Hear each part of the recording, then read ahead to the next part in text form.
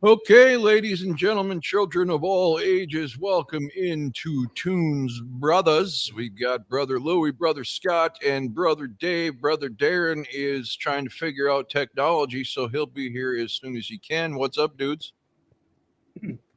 All good here, It's all good here. lifestyles.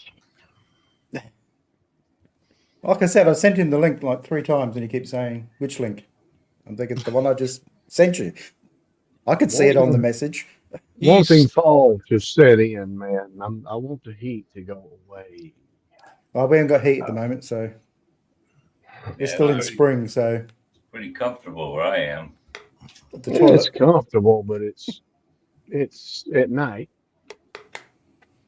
I just need to uh run the air hello conditioner. Gigi, hello Vacant Heart. Darren said fuck these albums. Jay Bake, we're all good, brother. No worries. I have to keep a friend that owns a cigarette machine. Yes. And everybody is requesting Dave rant. So do your best to get him going. Saw your Raw Father stream yesterday. Wanted to add about Mariah Formica as well as her band Plus. She's released an EP of her own music. Good. Collaborated with Michael Sweet on it. That's awesome. Okay, so tonight, Dave, what did you bring us?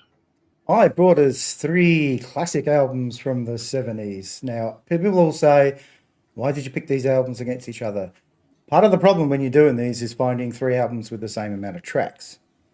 So, quite often, as you know, you could think of 3 albums that would match well, but then the tracks don't match and we can't do it. So, I try to keep it around that mid Where 70s. And are you at, bitch? I think I think obviously Black Sabbath, ACDC, Sweet were all really big in the 70s. So I thought this would be a good match. I went in with preconceived notions on this one. So we'll see whether or not I was correct. I would never do such a thing. Louis, how was this for you? Going into this, I thought, which is a combination, was hoping that each round would have a distinctive winner, making it easy for me to choose. But He's that was still all. saying he didn't get a link. Send him So another that damn link. Tell him that he's got his goddamn phone blocked, so I can't call or text him. You got your phone blocked, All right. Anyway, Lou, go bitch. ahead. and He's so trying. like 3 times for sure, there was a definite decision. The other 5 remaining were a combination of toss up between 2 bands before I either dropped the coin on the floor and heads was one, tails the other, or I just eeny, meeny, mighty mowed it. You didn't like have 2 songs that were pretty close, so you just picked the third one that was no good. No, I didn't do that. I wasn't going to do that. Besides, I never picked a song that was no good when I used that process. I just picked the one that was It's the not blocked, he said. well. Jesus Christ. You He know said what, Scotty, something's Scotty, fuck. Scotty, go ahead and give us your take on how this was for you. I'll try him again. Yeah, go ahead.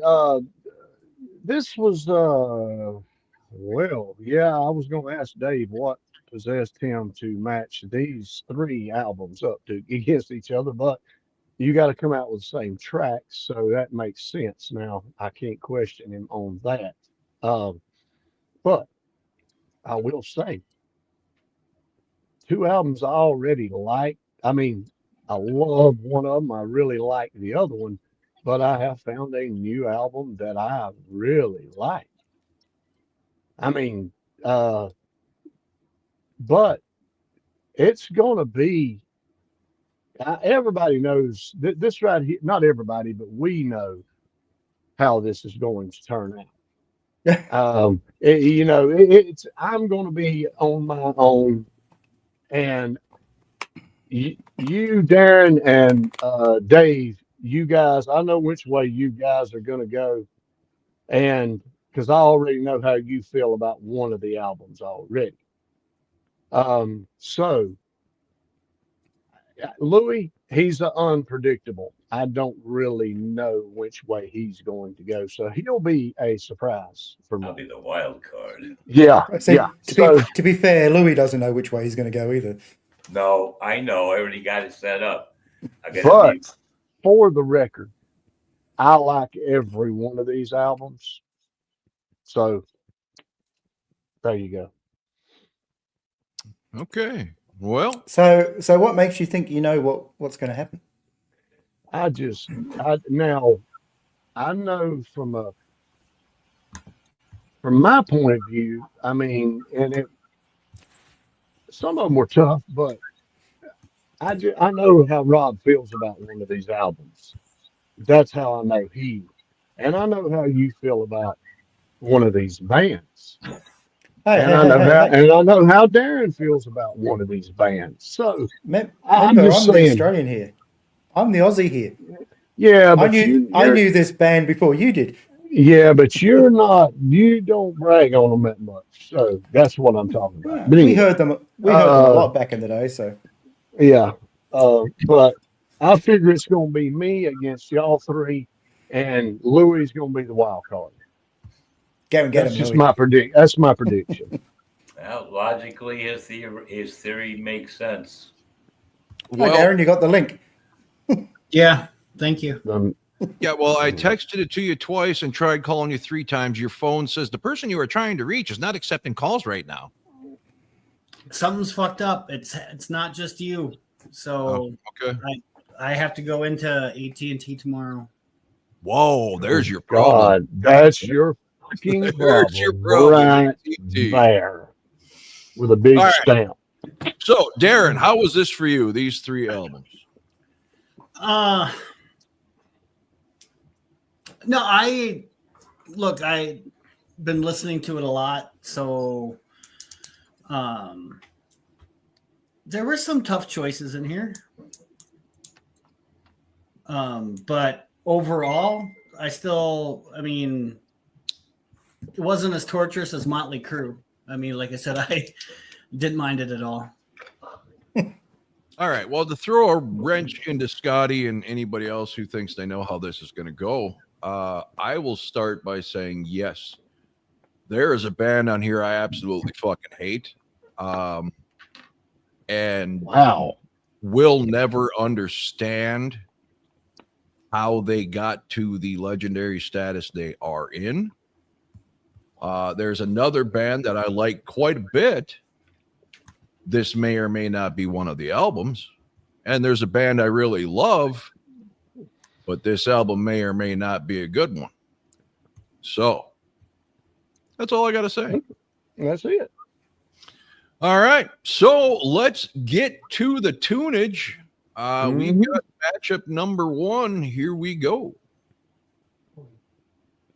ACDC, Go Down. Black Sabbath, Sabbath Bloody Sabbath. And you don't care if you don't see again the light of day. Nobody will ever let you know. When you ask the reasons why, they just tell you that you're on your own. Fill your head all full of lies.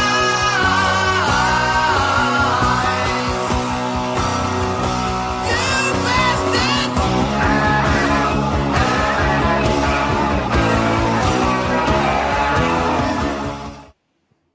Sweet.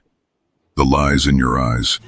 Me out with a wink in your eye, and I don't eat humble pie in the sky. Now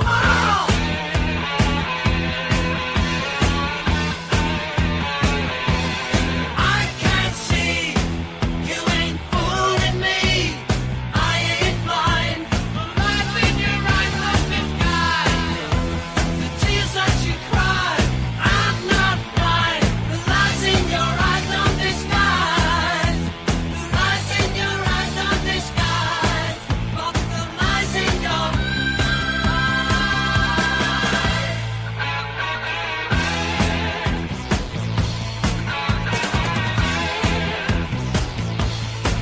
you gotta be. Muted, Rob. Hey, is this the sister album to Desolation Boulevard? No. Okay. Now, before I throw it to you guys, I will apologize to any people who know the Sabbath stuff real well. A lot of these fucking songs on that album didn't even have a proper chorus. So in order to get the chorus part of the song, I had to start Googling the fucking lyrics to find where someone wrote verse, chorus, and whatever. I'd never seen an album or heard an album like this where the chorus is pretty much there's really even the music doesn't really differentiate that much. It's just weird. Dave, Yeah. go on. Right. So this was easy for me. Did you pick one, Rob? No, No, I'm he's going not. last. Oh, okay. He wants to rip last. Okay. I don't know if you, since you like Sweet, Rob, Lies in Your Eyes to me sounds very much like Sweet. We're trying to copy Fox on the Run. Correct. So if you listen, you got the synthesizer intro, that sort of marching beat that they've got through the song, Steve Priest doing his bit. So it was very much, I think, a go at trying to let's emulate Fox on the Run because of the success. But that being said, it is by far the best song out of the three. Sabbath Bloody Sabbath is a song I do like, but no, Lies in Your Eyes to me is easily the winner on this one. Okay, Louis. Well, this is the one I had the hard time picking which one I would choose out of the three. And I had to go back and forth a few times. I do notice the Sweet song gives a nod to the Rolling Stones with that Satisfaction riff in it. And Go Down song was, if I had like a big extensive list of AC/DC songs, that would be on a playlist. But if I shortened it to lesser songs, it wouldn't make the list. And just because of the uniqueness and the build-up and the big outro at the end, for this round, I selected Sabbath Bloody Sabbath. Okay. Darren. All right. Surprisingly, because I'm not that familiar with that the Let There Be Rock album, I didn't mind the song Go Down. I thought it was pretty decent. So it was a little closer than I thought after first glance at this. I knew I was probably going to immediately rule out Sabbath Bloody Sabbath, and I was correct after I listened to it. I went with Lies in Your Eyes from Sweet. Mm-hmm. Okay. It was close though, Scotty. Was it? Scotty. All right. Your take, man. Ready? All right. Look, this might have turned into a Go Down Sabbath Bloody Sabbath battle for me, but I will say that Sabbath Bloody Sabbath is by far not my favorite Black Sabbath album. And I don't know what they was really doing some heavy shit when they wrote this album and produced it. Jesus Christ, the production on the first two make this thing sound like it was done in the early 60s. I don't understand that. But anyway, I do like the song Sabbath Bloody Sabbath when they do it live and stuff like that. It sounds way better than that. And I do like the Sweet song.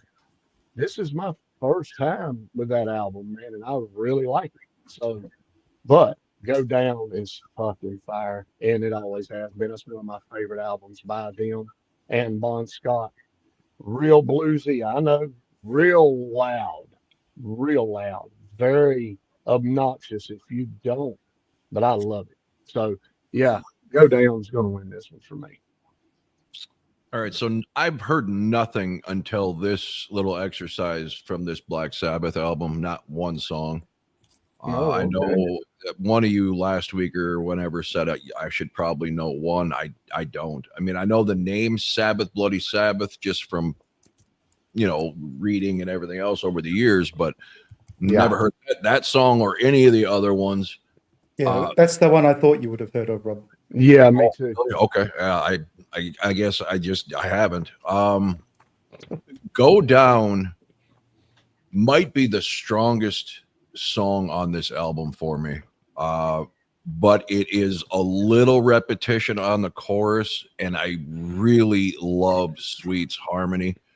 And it too, if it wasn't, I mean, they're almost equal in the tempo and the head bobbing. And I was surprised because looking at, I know I went through all these albums with Scott, and there's only 2 or 3 songs that I remember, and this wasn't one of them. It was close, but I'm going to give it to Sweet. Yeah.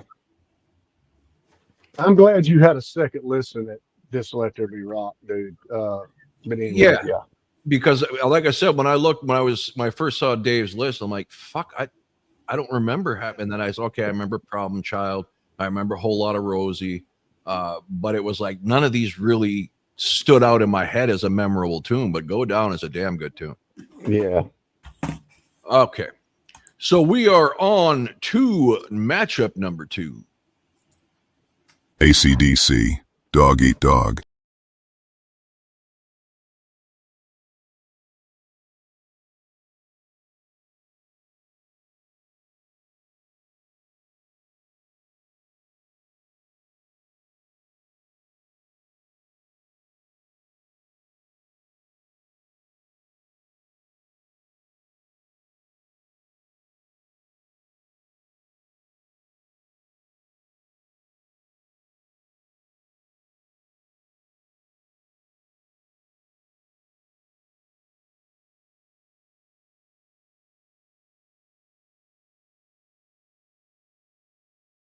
Black Sabbath, a national acrobat. I am the world that finds the universal secret of all time.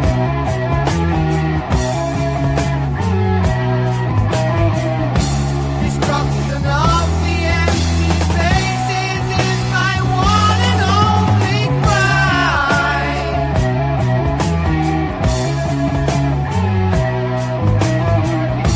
I've lived 1,000 times. I found out what it means to be believed. Sweet, Cockroach. You crawled into my bed like a cockroach. The things you said made me lose my head like a waterfall. You got a mouth like a VC-10. But I love you. You got me in your arms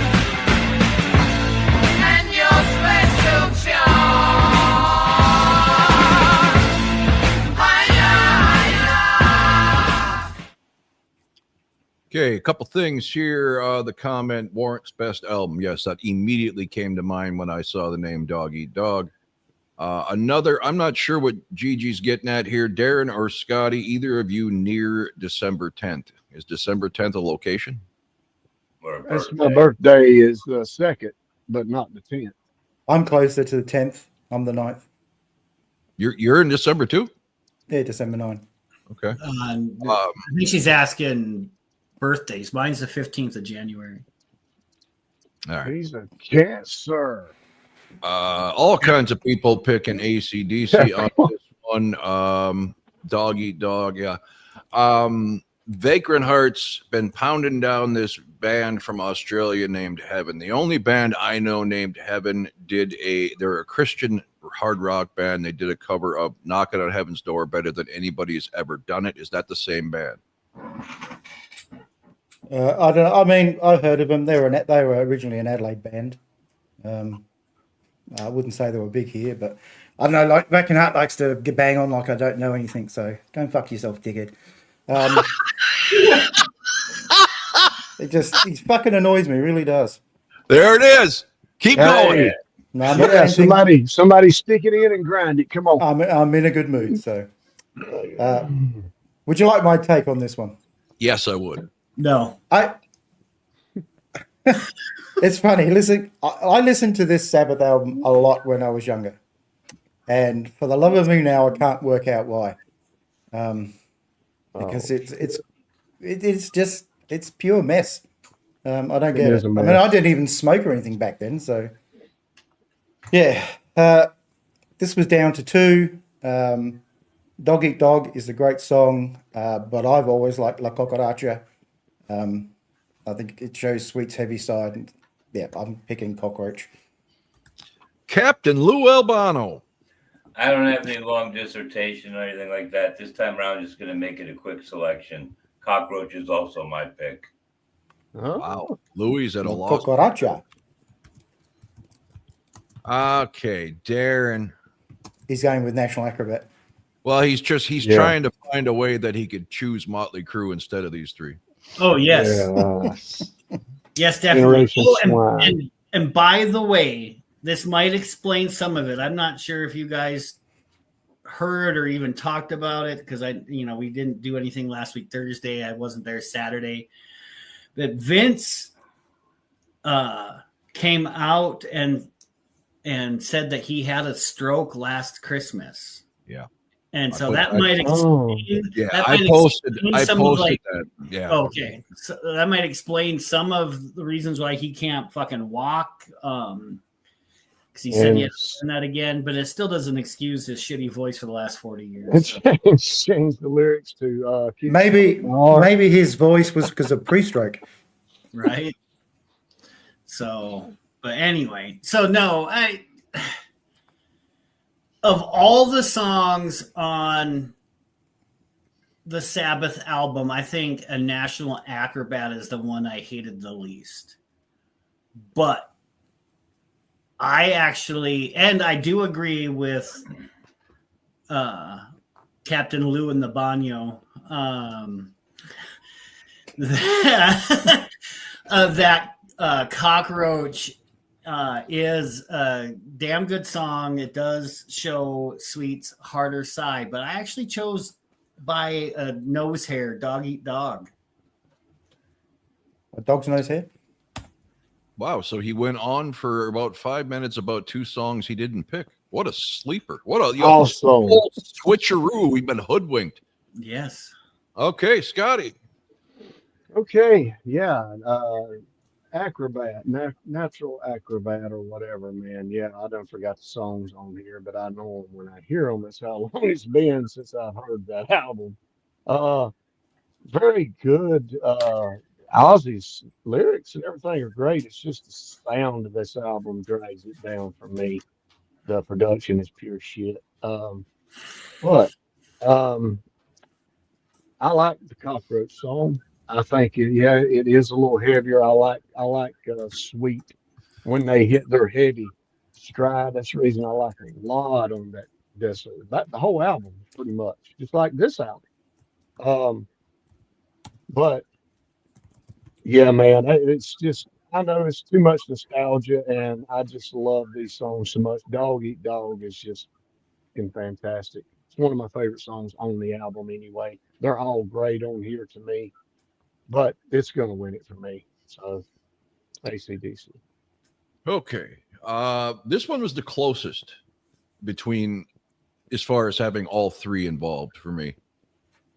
Despite one of the dumbest titles I've ever seen in my life, A National Acrobat is actually a pretty pleasant melodic listen.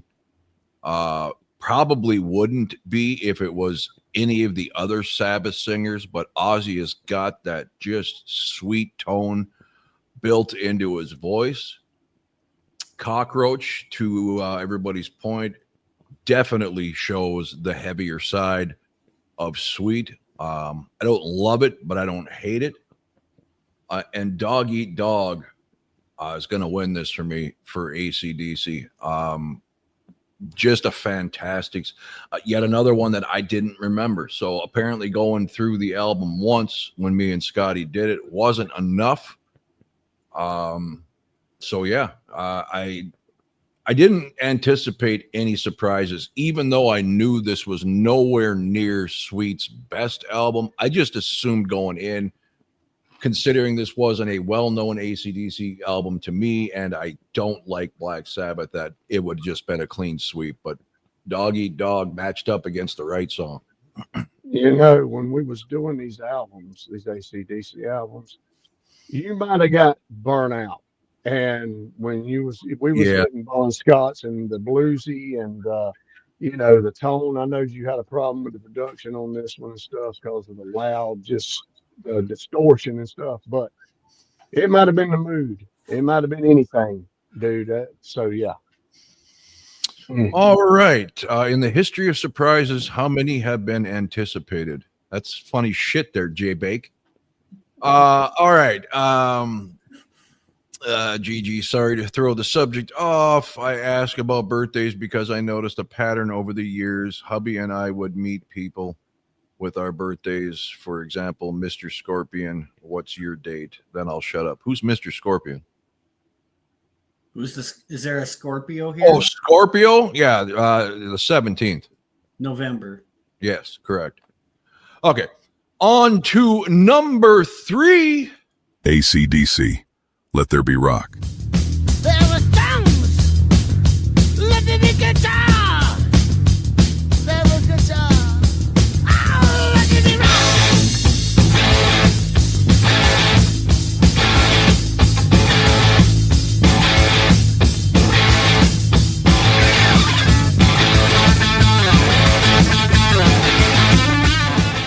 Black Sabbath, Fluff.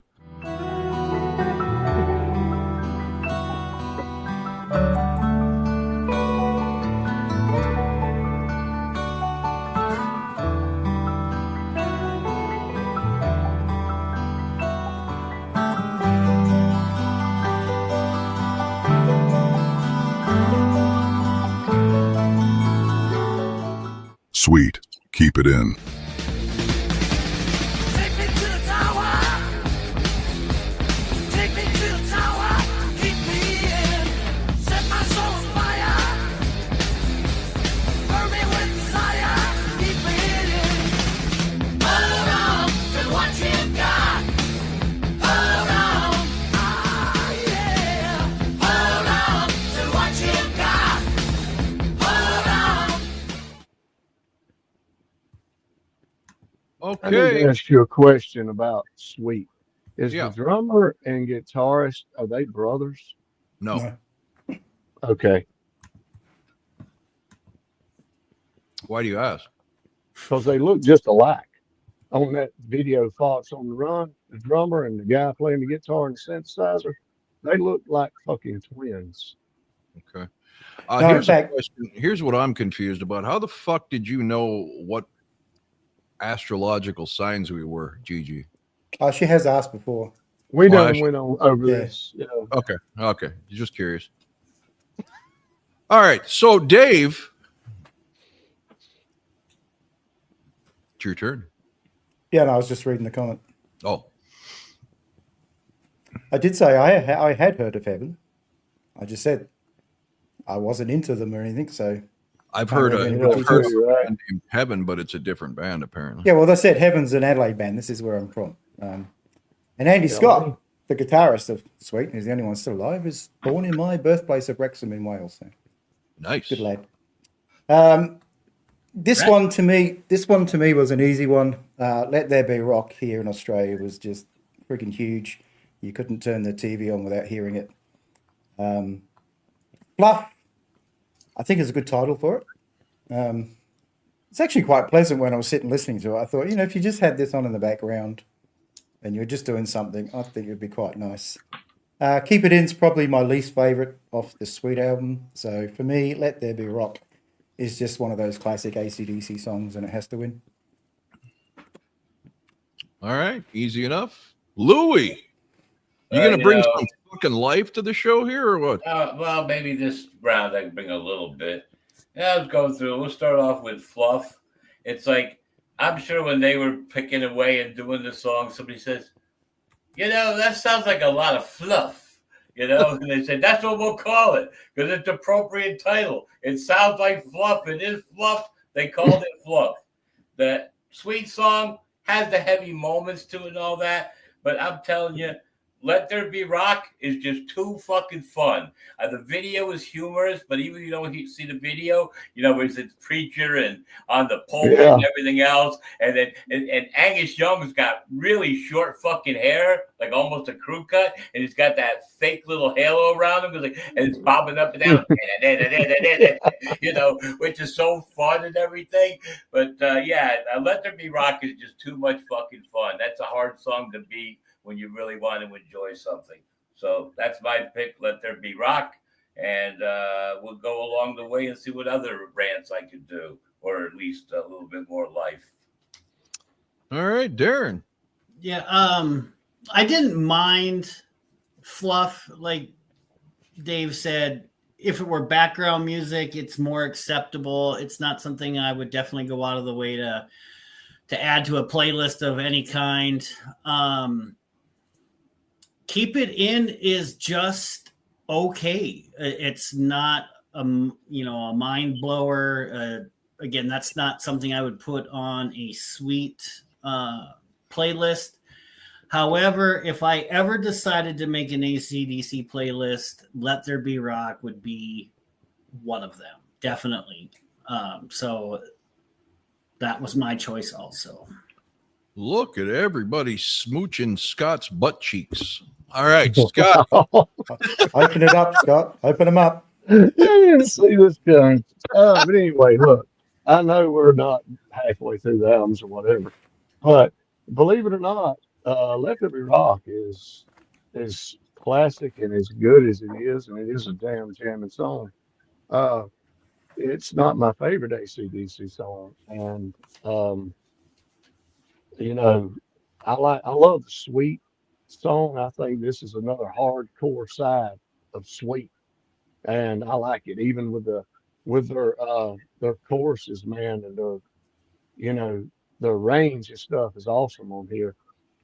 But Fluff is by far the best song on this Black Sabbath album. I mean, this is just, you can just sit back and take a journey listening to that, man. Yeah, Fluff is going to get this one. I didn't think Black Sabbath would get one for me, but anyway, just fucking with you. We all know that. Let There Be Rock, bro. What the fuck, man? I can't say nothing else. It would have been hilarious if you'd have picked Sweet this time and we all picked ACDC. I like that song. I like the heavier side of Sweet, dude. I think they're better when they're heavier. That's just Oh, me. and that was their natural way. It was just the Chin and Chapman years where they had songwriters. That was, that was the Right. songwriting factory, and that's what they wanted was that bubblegum Here pop. we go with another song though, that Fluff. They got one on their next couple albums that the Never Say Die or Technical Ecstasy, one of their last two before Ozzy was fired. The name of it's Blow on a Jug. I shit Maybe- you not.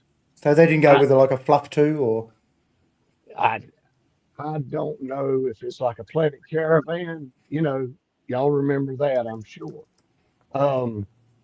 And then again, Classic. he may not. But I think Rob's trying to forget it. that has to be some drug induced. Oh, That's come on. Pink it's Floyd not The even- Wall's what that belonged on. It's not even a question about how many drugs Sabbath were doing Yeah. back in the day. Yeah. All right, Rob. All right, so 8 songs and you throw an instrumental on there. I don't understand that move. That said, it is very, very pleasant to listen to. It is a very beautiful instrumental, but an instrumental is never going to win a battle against songs for me, complete songs. So it comes down to Sweet and AC/DC. I like Keep It In. It is a heavy rocker, but there is something original and unique about Let There Be Rock. It's almost like listening. It's like he's reading, the Bible, and it's not something that I would, want to crank up and jam to on a regular basis, but it is very fucking catchy and so different that it gets the win. So Yeah. I think First clean sweep. okay. Then we need to sound probably for the only time, ACDC with a clean sweep. Let There Be Rock. Okay. Speaking of which, it was Ozzy's best vocal performance. Okay. That ain't funny. But speaking of what Scott said, it just, you want to go down in history of making the biggest fucking blunder a band can make. How would you like to be the band that has to own they fired Ozzy fucking Osbourne? Perhaps the most legendary name ever in heavy metal. And your claim to fame is we fired Ozzy. Oh, man. Yeah, Whatever. and a lot of it boils down to, you know, the substance abuse and everything too, man. Oh, I'm not saying there And- wasn't a reason for it, but Oh, I'm sure they yeah, weren't but- thinking back then Ozzy was going to become the biggest thing in metal ever. no, and as years just went by, of course, they talk about it in a different reference. You know, if that hadn't happened, Ozzy probably, and maybe some of them, probably wouldn't been here past 1980. You know what I'm saying? So there you go. Yeah, but didn't they fire him because of his alcohol and drug abuse? And Yeah, and they were all doing it, but he was just out of control, like they said Dave Mustaine was in Metallica. I Right. mean, so come I on, mean, dude. yeah, hindsight, maybe they shouldn't have, but I mean, look at Skid Row. I think they definitely would have been much more popular and successful if they kept Sebastian Bach. But if you can't get Yes. somebody, Okay. Yeah.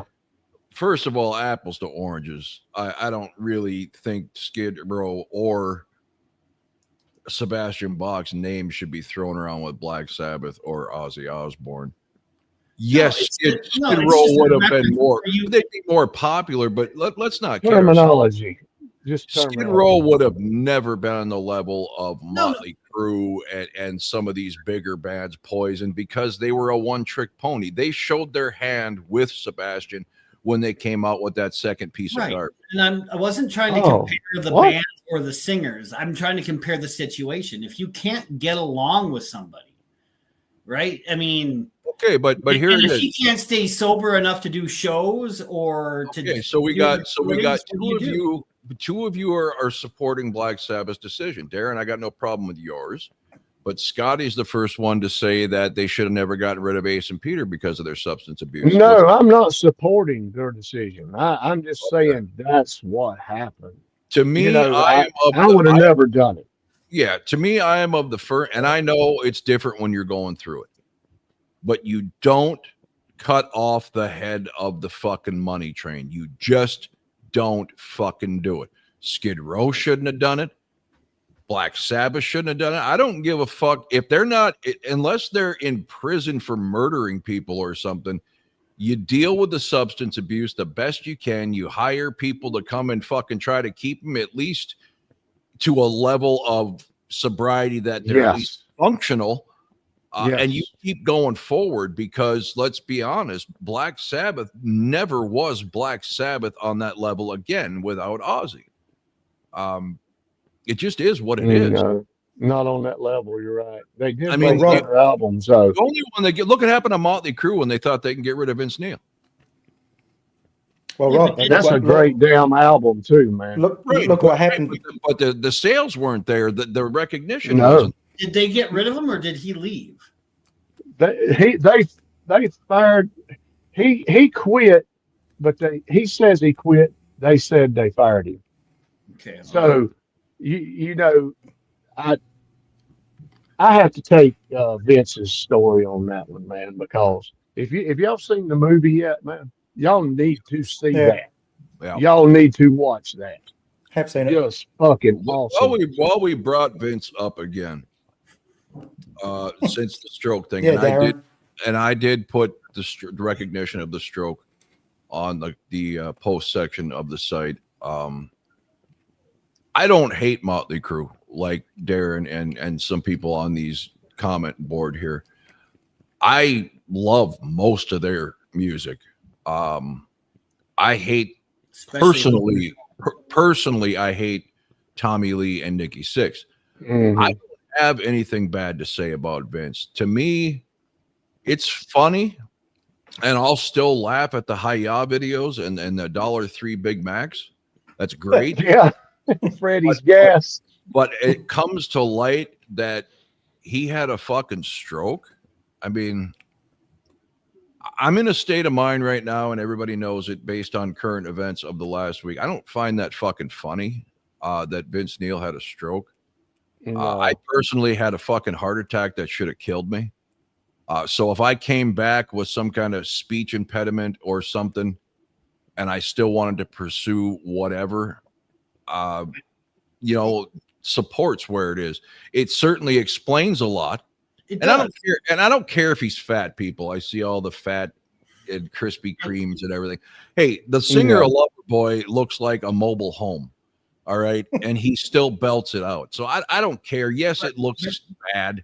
I'm not Especially making fun of him for having a stroke, but I do want to go on record as I have thought his voice has sucked long before. I know you did. I know you Yeah. did. But it was So- never Yeah. like that. It was since all these videos came out, even in his worst days, it was never like that. I mean, he clearly was just making up words.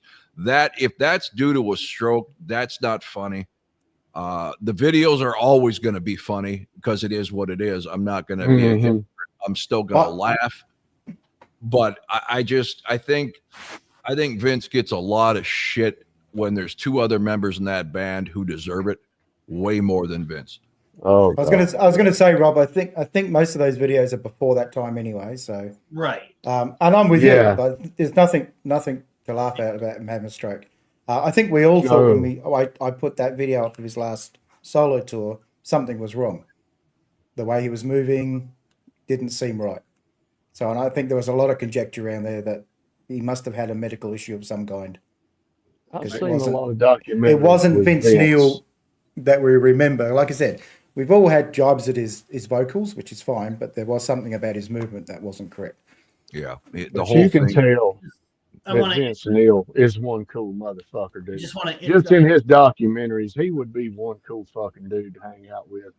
Just I'm to parenting hang out alone with. tonight, so I need to step away for a moment to throw some food down my kid's throat. Gotcha. All right. I was going to say too. Remember Brian Connolly was also kicked out of Sweet too, so Yeah. Well, for the same problem, alcoholism. I think Brian Connolly had about 14 heart attacks. He had one night where he had a whole heap in hospital.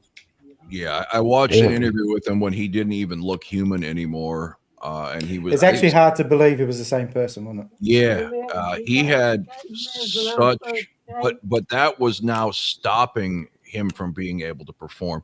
Look, I'm not saying you have to stick with any band member if it's to the downfall to your band.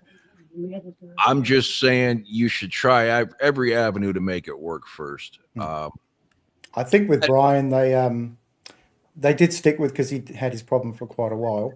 Yeah, And I think they were in America, and I think they were supporting Bob Seger, and they had some record executives that had came to see them that night, and Brian basically could not perform because he was too drunk. So Yeah, they had well, to do and they had that's to like- go as a 3-piece. and that's like Ace Frehley. When it gets to that point, you got no choice. And maybe that, and I'm not blaming Black Sabbath for firing Ozzy. I'm just saying that's like throwing away a lottery ticket and then realizing it was a winner. I'm just saying it's unfortunate. I'm not saying they made the bad business move if he was that incoherent to work. Scotty, There's another reason. There's another reason they got rid of him, and I know this is the reason, and they have said it before, but not much. Those last couple albums that they done, Black Sabbath was falling off of the radar because they were that bad on the Billboard and sales and stuff. So I think that just give them enough reason too. But hell, you guys are just as much responsible for the music and the lyrics that's being written as Ozzy.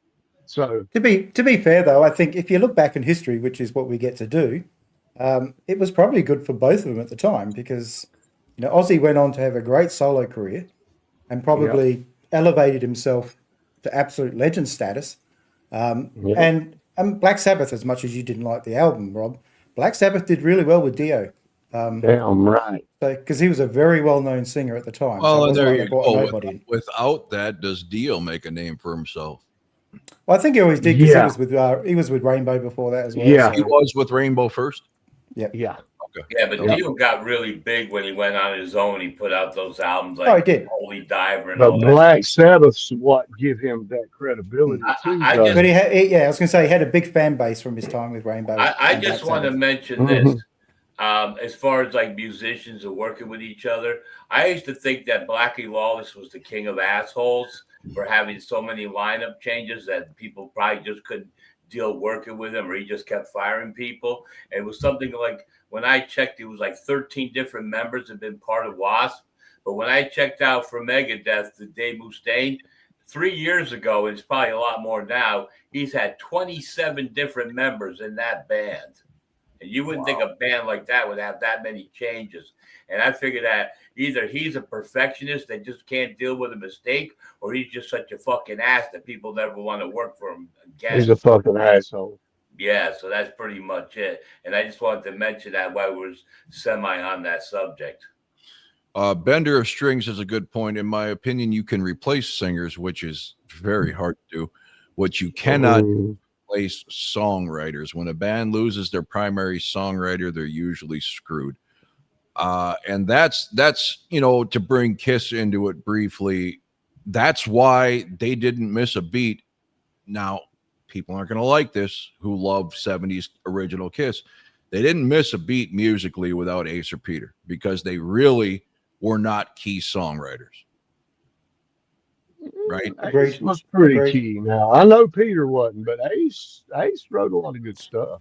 Yeah, Well, he yeah, wrote- but yeah, he wrote- if you look at their Right. albums, 90% is Big But Gene the and Paul. majority, no. Gene and Paul were the majority, man.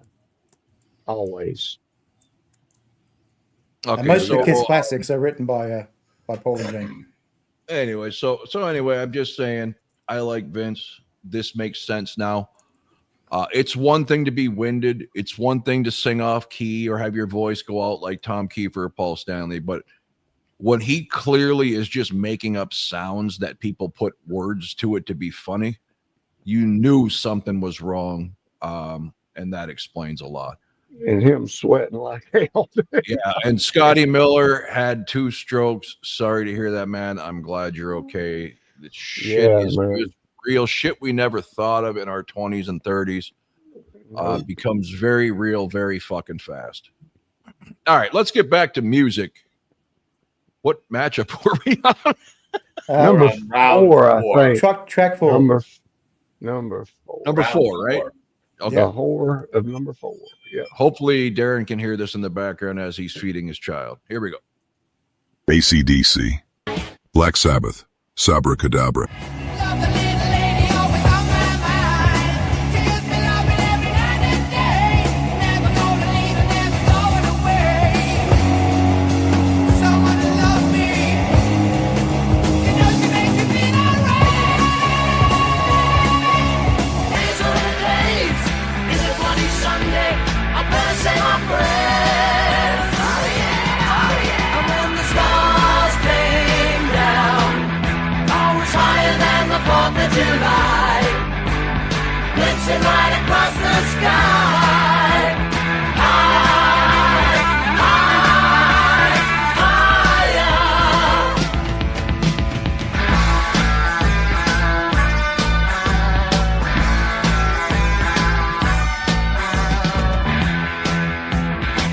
Believe the laws I told myself. Okay, Dave. Dave. Look, I didn't mind all 3 of these songs. Me either. There you go. See, Scott, I agree with you. Probably won't agree with which one I Yeah. like the best, but that's fine. I'm actually going for the American one, the 4th of July. It's always been one of my favorites off this album. I love the chorus. It's got a great beat to it. So Damn, But I who said claims the other it's two a are good. three-way draw? I said the other two are good songs, but yeah, 4th of July. And it's probably going to be a lot to do with, I've just heard this song so many times. Yeah. Vagrant Heart says they're all three shit songs and garbage. Louis. Well, my Megan Hart's God. wrong about that. Yeah, he's wrong. Getting to Scott's point from earlier in the show, the Black Sabbath album does suffer from a very tinny sound production. And it was a pretty damn good song, probably one of the best on the album. But going against Sweet and ACDC, Sweet has like the best audio quality sound with the heaviness and the bass and all that. But I just love Bad Boy Boogie too much to pick that, not to choose that one as my favorite. That song is just too much fun for me. I remember listening to that all the time and enjoying the hell out of it. And even the live version of If You Want Blood, You Got It, which is funny because that was an album name for a live album. Then later on, they do a song called If You Want Blood, and no connection to that, but just a coincidental of titles. But yeah, Bad Boy Boogie is just too much fun for me. You would have been a bad boy back in the day, though, Louis. Oh, yeah, I was. I was a terrible person. Not much has changed. This is how bad Louis is or was like 40 years ago or whatever age I was at 18. And there was this girl that really liked me, and I took advantage of that. And it was like I was in the Navy anyway. I was on leave, and I brought her home. I dropped her off, and my mind was saying, "Get out of my car. Get out of my life. You smell." Oh my God. And I regret that attitude I had because she really liked me a lot, and I turned out to be such a fucking jerk to that poor girl. And I hope that she's have a happy life because she deserves it. She was a nice person, and I was a horrible human being. Just So maybe going maybe, through women Yeah. like Gene Simmons. If she We'll call smelled, bro. we'll call it Bad Louis Boogie. But the song has nothing to do with it, but I was a bad boy. All right. Gerardo says Sabbath all the way, which I apologize. I meant to say hey when you said hey to everybody, but Okay. people were talking and then I forgot. So welcome in, Gerardo, tonight. Bacon Heart says, I know Rob and Darren aren't down with this shit. Well, I'm a huge Sweet fan, and you have said all three bands and all three albums suck, so I'm not in your Oh corner. my God. Let's see.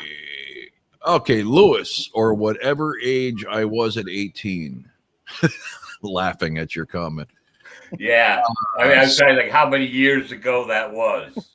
That's what I meant to say. Sugio, Sabbath, then Sweet, then ACDC.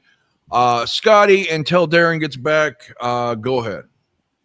Yeah, this in here, believe it or not, I do love ACDC's Bad Boy Boogie. There's several bands, use that, Motley Crue. Not the same song, but the title. And I do like the 4th of July from Sweet, man. I think that guy's voice is just fucking great, man. They could have really done the heavy hard rock metal type stuff, Which is what they really good. wanted to do. Yeah. Yeah, and but believe it or not, it may be the only time it gets a vote, but Sabbath's going to get this one, man. I really like that song. I've always liked it, man. I love they go off tempo in this song. It's not the average bluesy, distorted, just dun dun. dun. It's got some Rush in it almost. I'm not a huge Rush fan, but Ward, he's beating the shit out of them drums. It's Ozzy's hitting them high notes too, boy. So yeah, Sabbath's going to get this one from me. I'm just not familiar enough with the Sweet album. I have been listening to it and I really like it, but so far they've not got one. They may though before this is over with. But I love ACDC Bad Boy Boogie, but it's not my favorite on the album. So Okay. Well, we kill a little time to see if Darren can get his turn in. Gerardo, who could say with a pair of balls that ACDC sucks? Whoever oh my God. whoever does say that, I can understand it because I was there until the incredibly Lou Ferrigno-ish built Scotty down in the corner came into my life and forced me to listen to every AC/DC song, and my mind was changed. So I'm sure there are people that still say it. I would hope they're people who just don't like rock music, because if you like rock music and you don't like something AC/DC's done, it's because you haven't heard everything. Yeah, Also, I there's a agree. lot of Van Hagar talk. And again, I was one of the Van Hagar haters. I was never a huge Van Halen fan, but I was addicted when it came out to 1984. Then I was all pumped when 5150 came out, and I was aware of the singer change. And I liked some of the stuff, like Why Can't This Be Love, that cool keyboard intro and stuff. But Yeah. it came quickly after that album to be radio hit after radio hit, and not in the way of Jump and Panama, in the way of like power ballads. So I shit all over him. I found Sammy Hagar's voice to be very generic. Before Van Halen, I loved I Can't Drive 55, Three Lock Blocks, heavy metal, and all that stuff. To me, Sammy Hagar sounded better back then. I have since come around to a lot of the Van Hagar stuff, and I can certainly appreciate Sammy's vocals. Well, they're not my preference for a rock singer. The dude's got pipes even to this day. I don't know. Maybe I'm growing up. I'm starting to give people a lot more credit than I used to. But the AC/DC sucks thing, I don't think anybody should ever fucking say that if you're a hard rock or rock fan until you've listened to it. Because every album's, as much as I gave shit to AC/DC about being the, ZZ Top of heavy metal, to where it's the same 3 chords, same beat, yada, yada. There is a distinct difference between Bon Scott AC/DC and Johnson AC/DC, and there's a distinct difference between early Johnson and 2000s Johnson. And I found most of my favorite stuff off of the 2000s AC/DC, thanks to what me and Scott did, that weren't even released, or if they were, they didn't get the radio play of Thunderstruck and Money and stuff like that. So I encourage anybody, anytime there's a legendary band, before you make that blanket statement, at least check out. That's why I'm doing Black Sabbath, and so far my mind has not been changed, but I'm giving it the effort. Led Zeppelin's probably the next one I need to really fairly listen to, that I have blanketly said just sound like shit. So Okay, challenge accepted. Darren, Yes. number 4. It's all the further we've made it. Yep, we were We're stalling. waiting for We're you. waiting on you. Sorry. I'm not happy with my child right now. I almost It didn't come back, happens. but all right. I'm gonna make this a little short story. Didn't care for Abracadabra by Black Sabbath. Sabra Cadabra. I understand.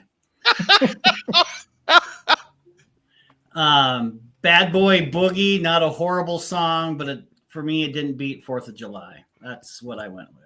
And what It's Darren called- really meant to say was he was so disappointed that this wasn't Motley Crue's Bad Boy Boogie.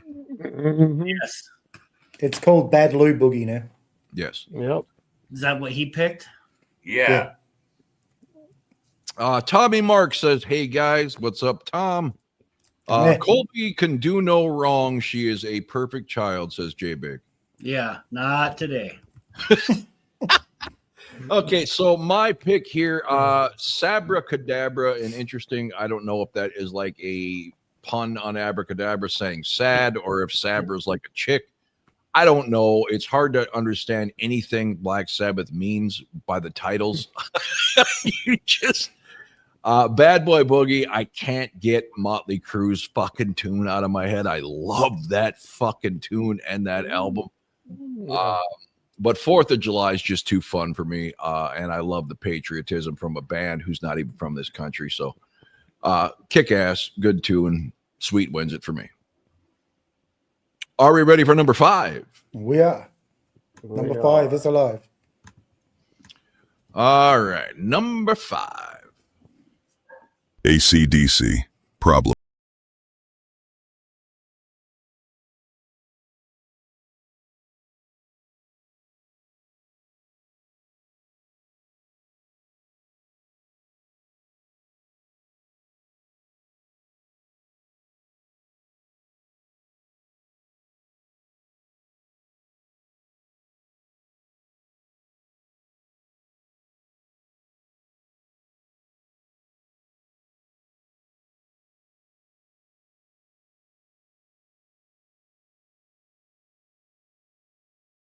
Black Sabbath, killing yourself to live.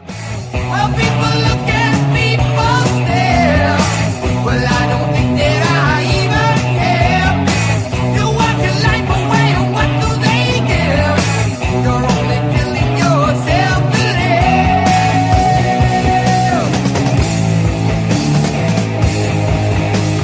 Killing yourself to live. Killing yourself to live.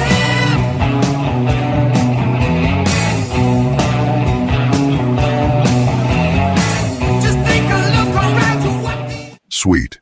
Action.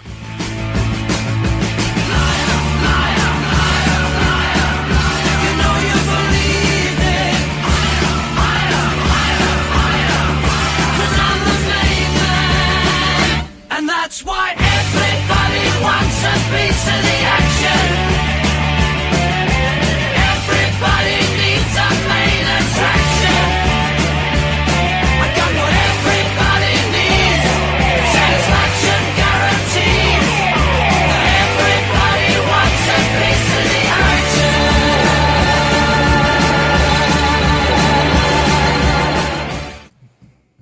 Okay, before we go here, Bender of Strings, a fellow guitar player by the sounds of the handle here. I think even Gary Sharon could have worked in Van Halen, but the album was complete shit. I would have liked a follow-up. Me too. If they would have let Gary Sharon be Gary Sharon and not say sound like Sammy Hagar, I think it would have been a much better experiment. Mr. Bon Scott, the powerhouse. I go with ACDC here. Sweet is still solid. Sucking great time is I don't know what that means. From Gerardo. Hopefully you're not saying Sweet sucks, because then we're going to have a problem. Anyway, Dave. Well, this to me was the absolute easiest one. Action is one of my favorite Sweet songs.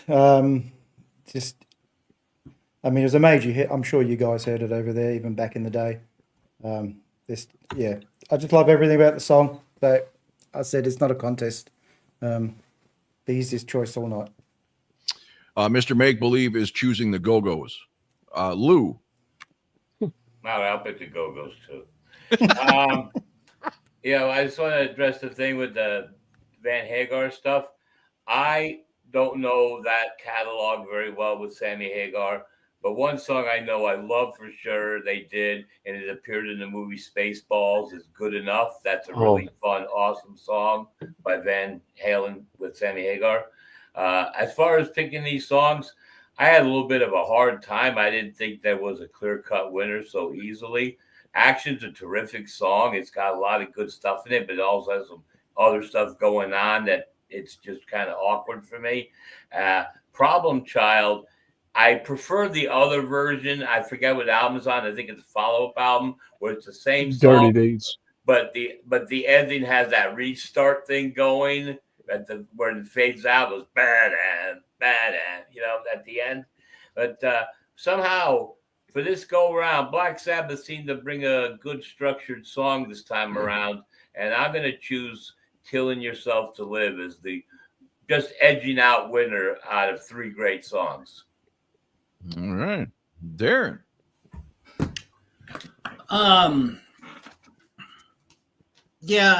Killing Yourself to Live definitely is not even in the conversation, unfortunately, for any of the Sabbath fans.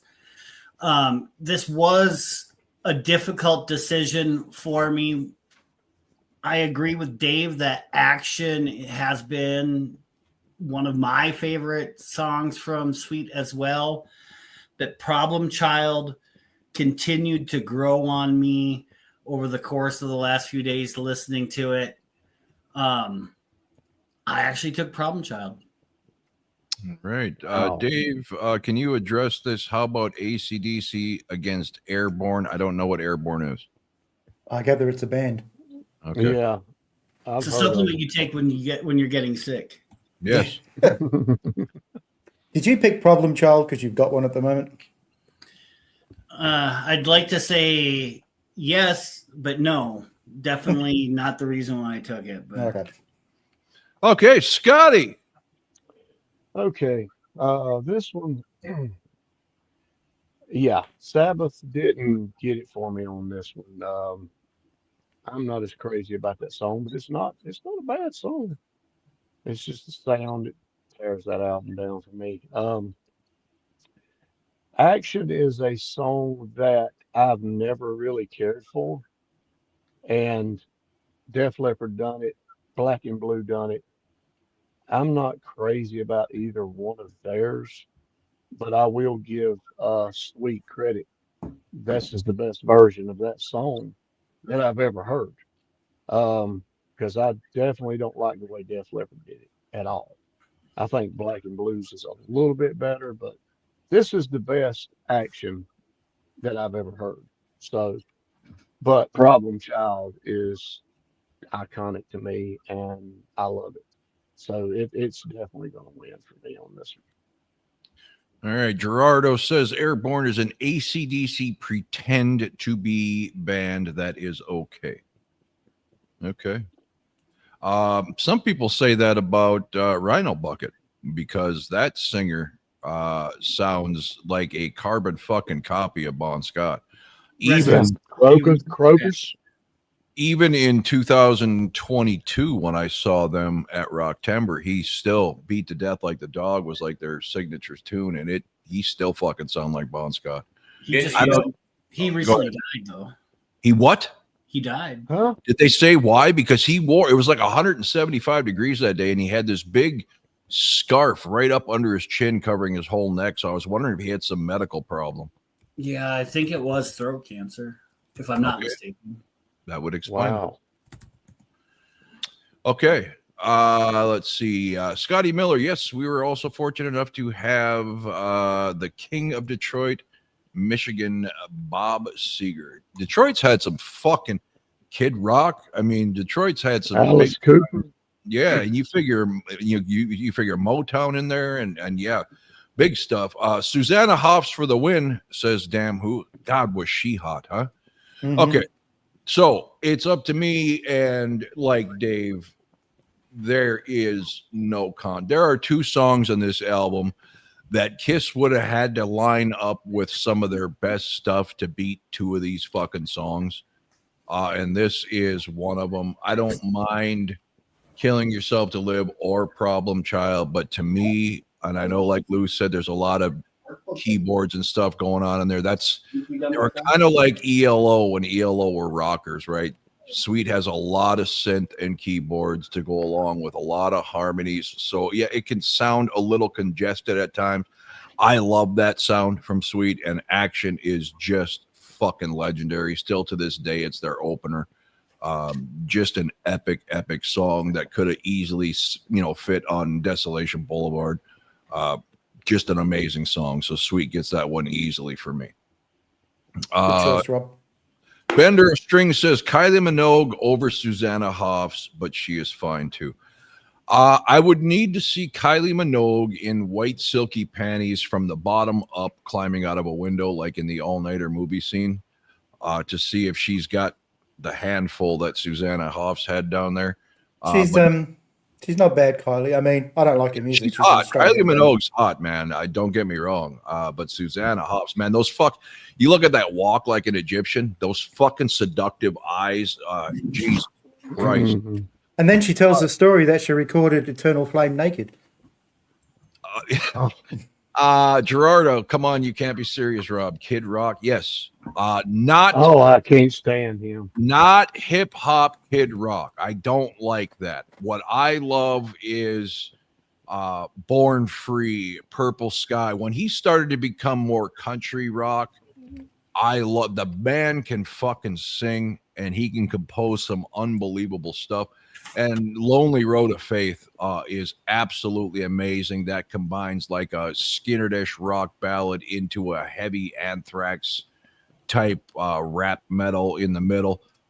Great fucking song. Got facial expressions say he doesn't agree. I don't care. Kid Rock has many great songs. Fuck everyone. Yes, Mr. Make Believe, I'm with you. I think a lot of people might be letting his politics get in the way here, of which he's a great patriot, so he's aces with me. All right, let's get on to number 6, right? Yes. Number 6. ACDC, Overdose, Sabbath, Who Are You? From the very start, now I've found you out. I don't think you're the start. I only have one more question before my time is through. Please, I beg you, tell me, is the name of hell? Who are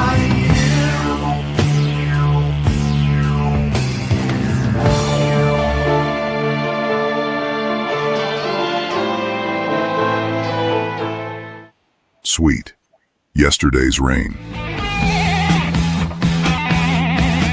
She saw the leer on my face, sitting outside of my place. I did all the talking, she did all the walking for me. I didn't come down with yesterday's rain, you're fooling nobody. I didn't come down with yesterday's rain, don't tell me you're sorry. You're fooling nobody.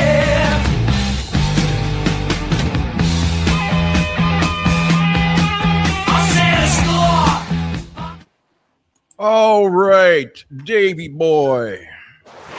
Well, one of these songs is fucking horrible. Who Are You is, I mean, it should be called What Are You? That is, it's vomit, isn't it? It's just like a big pile of vomit. It's the ACD song, okay, not bad, but Yesterday's Rain, the best song on Give Us a Wink. Yeah, like I said, this is so far apart.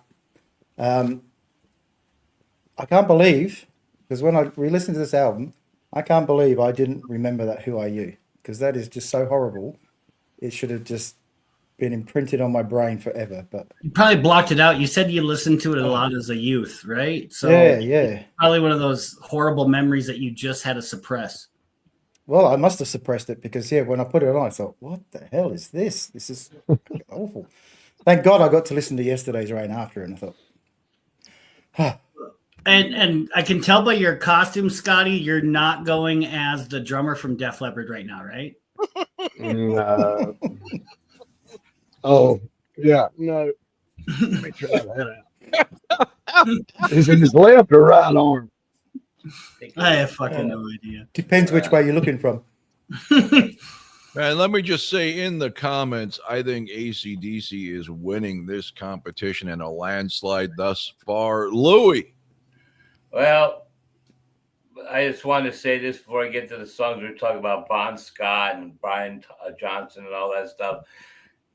The dude from Jackal has a voice that he can sing either one of their genres. Jesse James Dupree. Yeah, he's got that voice. He can do a Bon Scott ACDC song or a Brian Johnson ACDC song without changing his voice, and it matches up to both ways. He actually did a cover. I want to say his son was in his band too, and they did a cover of an ACDC song that was fucking phenomenal. What they actually done was it's a new song that Brian Johnson actually sang with them. It's called Locked and Loaded. And his son, when they was on tour, of course, they ain't carrying Brian Johnson around with them on tour. His son would come up on stage and do Brian Johnson's parts in the song. Cool. Damn Who, that is fucking terrible. Referring to the Def Leppard drummer. Oh God. Look at Lou gets a chuckle out of it. Well, the other thing with with Scott and the arm. Rick Allen is fucking Rick awesome. Allen, bro. yes. Yeah, but anyway, Yeah. let's get back to the the selection here. So I'm not going to pick this as the winner, but I'm going to just say this: Black Sabbath, Who Are You, must have been very popular with initial ACDC fans at that time. Smoking pot and being weird in the 70s, must have thought that song was a fucking masterpiece. Okay, but then the real battle came down between Yesterday's Rain and Overdose. But Yesterday Rain's too fucking strong. It's Yeah, the Louis. winner. It's the winner in this round for sure. Dayron. Yeah, again, Black Sabbath falls short. Short. Yeah, Overdose, not horrible, not my favorite off of this album. Yesterday's Rain is just way too strong. So Sweet for me. Mr. Make Believe, I know exactly what you're talking about, and I can't think of the name either. What was the name of the TV show of about the Sturgis bar that Jackal was always on? Oh, it was God, that's Full Throttle. Yeah. Full Throttle Saloon. Yes. Okay, Scotty, we got Black Sabbath. Who Are You? Who versus Problem Child versus Overdose versus Yesterday's Rain. I was going to say, I wish it was that version. The Black Sabbath song, is definitely not going to win this one on this even close. And the Sweet song is fire. I will say that it's one of my favorite songs on this album. That is the sound that I love by them right there. That's a great song. I just ain't had enough time with this album. If it would have went up against Bad Boy Boogie, it would have definitely won.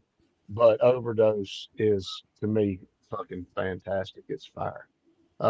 So I love the Sweet song just as much, but nostalgia is going to take over with Overdose. I love it. So there you go. I'm sure no disrespect is meant here. It reads fucking hilarious to me. Goring Media saw Rick Allen with and without one arm. I never saw him with. Better with one arm, he says. Yeah, that's the beauty of technology, right? All the pedals Left foot. can replace it. Yeah, so I guess maybe someone with no arms could be a great drummer too.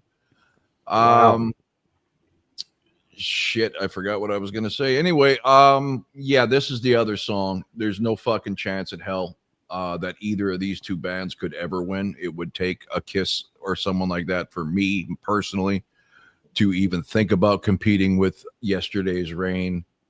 Yeah, there's two songs. I can't stand that Who Are You, but I also couldn't get the Who song out of my head, right? Oh, yeah. Who are you? Problem Child, I know that song well, even before me and Scotty did Overdose.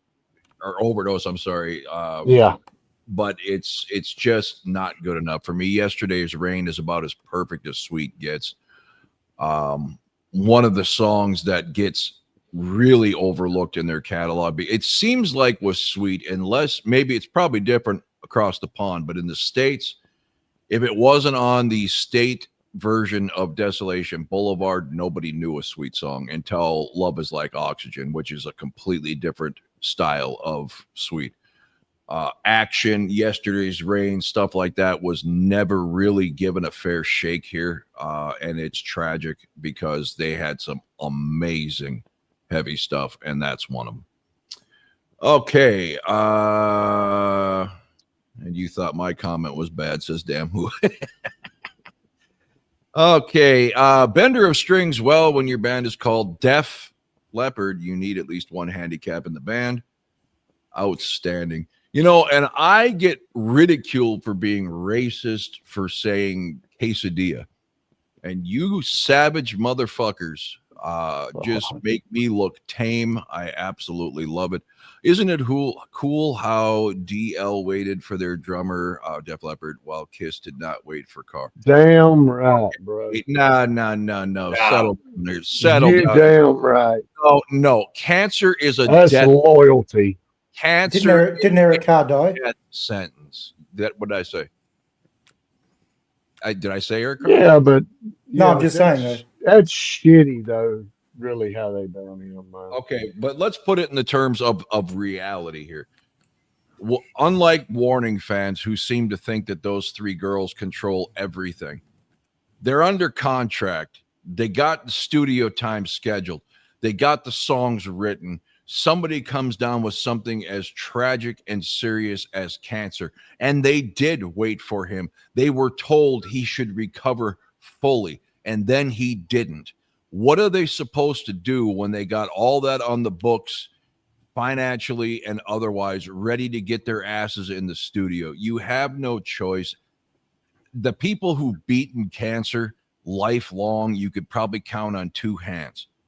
You had to move on, even if it would have been temporary. You don't know. People are assuming they wouldn't have brought Eric Carr back if he fully recovered.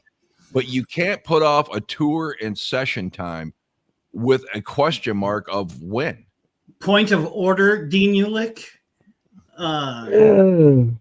That's kind of the same point I was trying to make earlier with Ozzy, right? You've got studio time, you've got whatever rehearsal, you've got gigs to do, and if you can't get your fucking ass sober to do any of it, or like I said, I am not trying to equate the tragic death of Eric Carr. I'm with you. They should have moved on, right? I mean, they waited a very long time, and it's the same. It's the same thing I was trying to say about Ozzy. There's only so much you can do, and if you, who knows, maybe they did try to get him help or have somebody try to keep his ass fucking sober. But if you couldn't do it, you gotta fucking move on.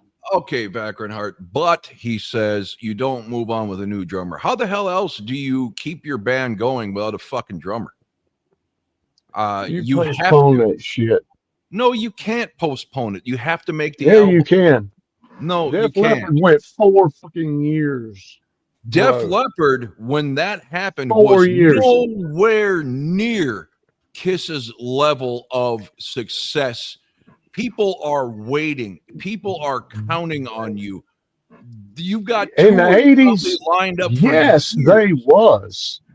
Oh, Yes, God. they was. That God, Pyromania album, dude, they were You need to bigger get than over Kiss. your obsession then. with Pyromania.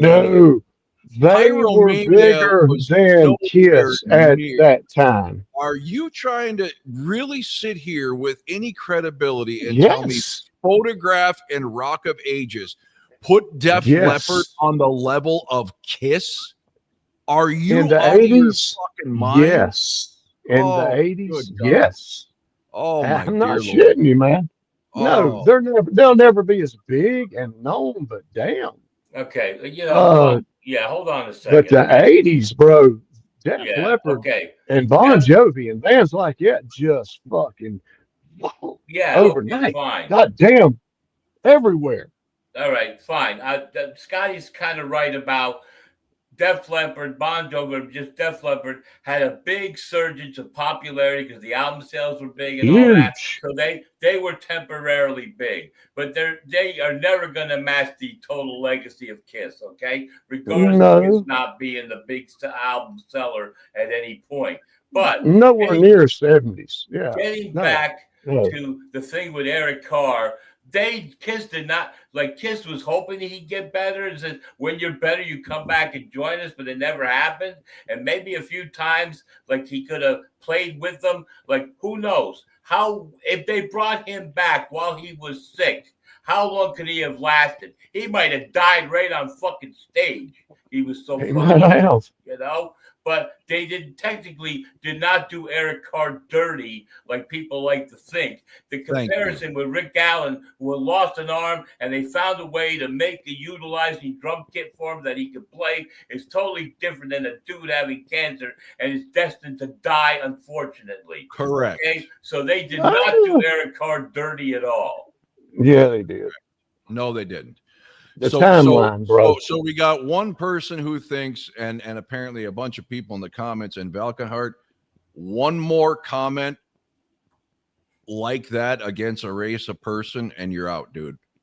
I'm not even gonna put what did he that up. say? He's taking the old Jew shot. And I don't go for that shit. Yeah. Anyway, Never mind. Yeah. No, you need to understand they knew Rick Allen could recover and could be in the band. You have no guarantee of cancer. And to say who was struggling at the time should put their career on hold for what, 2, 3, 4 years? They could have been dead. They just got off the Hot of the Shade fucking tour, bro. Dude, it wasn't even a full year. That's my point. That's where I have the problem. I'm not saying you put your whole fucking career on hold for 4 years like Def Leppard did. No, but damn, let me years. I want to address another ludicrous comment here because I'm tired of this. I'm tired of album sales being in somebody's argument as being right or wrong. Pyromania was certified diamond. Kiss doesn't have an album anywhere near that, not even Alive or Destroyer. Listen, I'm going to refrain from calling you names, but stupid is screaming here. Def Leppard's Pyromania did not go certified diamond the fucking year it came out. All right, that's total sales since it came out, you absolute idiot. All right, stop using record sales unless you're going to tell me in that year it went diamond. Otherwise, that argument has absolutely zero fucking validity whatsoever. All right? Has anything ever went diamond? Here's the internet back in 1975, 77 when Destroyer comes out. What fucking mineral do you think that would have went? All right, let's settle the fuck down with album sales, people. Since streaming came out, it means absolutely nothing. Until Def Leppard has enough fans back before the internet to go out and put down cold hard cash on a fucking album in a store to make it go diamond, that fucking certification means nothing. Period. No certification since the advent of the internet means a goddamn thing. End of discussion with that bullshit.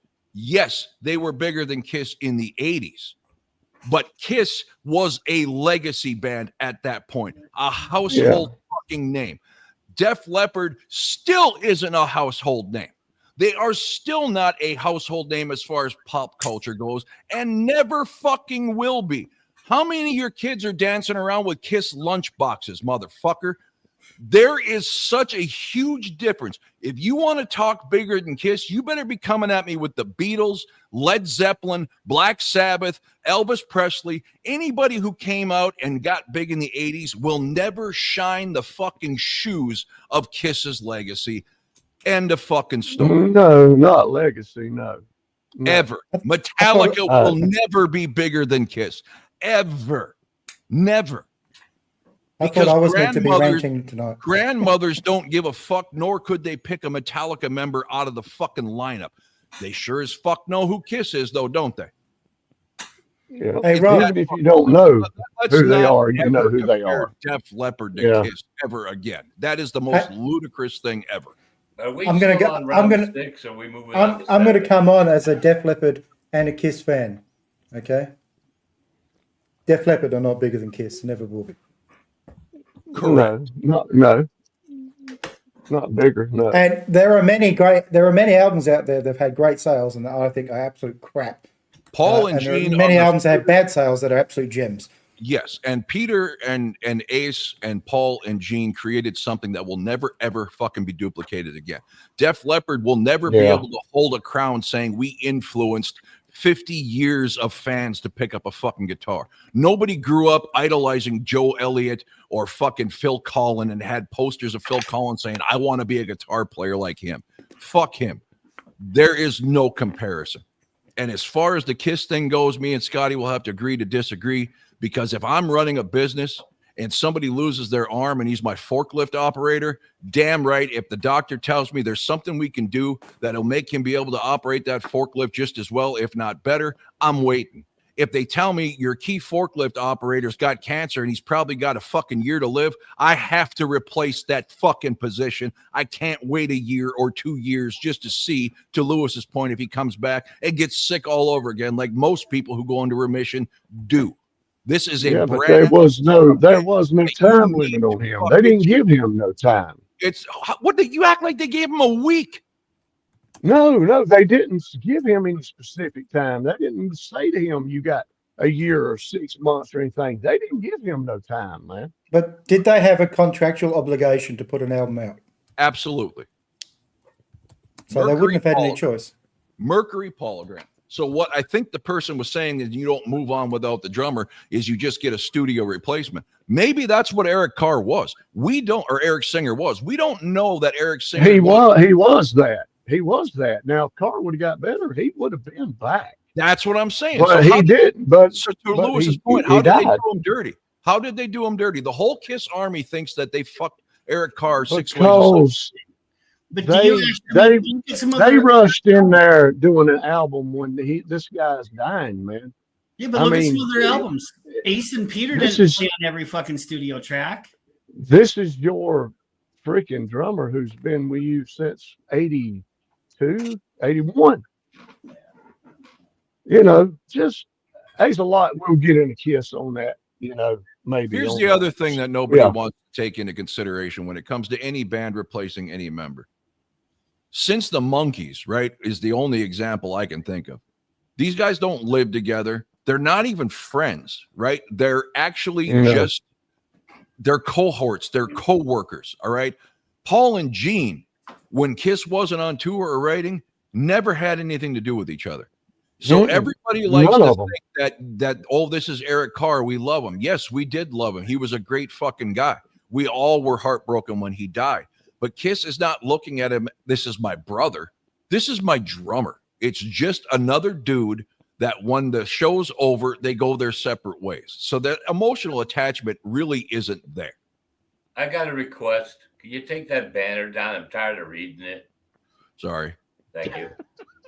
Anyway, I didn't think anybody was going to trigger me over Eric Carr on a fucking Black Sabbath fucking sweet ACDC video, but it fucking happened. You know, Rob, it was meant to be me that was meant to have a rant, not you. Me. Yeah. I'm sorry. I had two things happen. I had people saying Paul and Gene purposely shit on Eric Carr, which is beyond ludicrous. And then I had people saying Def Leppard is bigger than Kiss, which to me is like saying Poison's bigger than AC/DC. Okay. It's beyond ridiculous. People want to live in the now. Who's a bigger name now? Well, one's retired, one should be, but isn't. One was at the top of their game. The other one was still trying to find themselves in 1983. So to compare a singular album is ridiculous when you're talking about a band that probably influenced Def Leppard to even fucking start playing. Okay. Let's just get real, get a grip. I understand there's people here who disrespect Kiss. That doesn't mean that you're all not fucking completely retarded. All right. So what are we on? Number 6. Did everybody give their fucking take? I'm so mad that if Def Leppard was on this list, they'd be fucking immediately ruled out no matter who they were facing. We're on to number 7. Okay. Number 7. There we go. ACDC. Hell ain't a Black Sabbath. Looking for today. Everyone just gets on top of you. The pain begins to eat your pride. You can't believe in anything you knew. When was the last time that you cried? Yeah.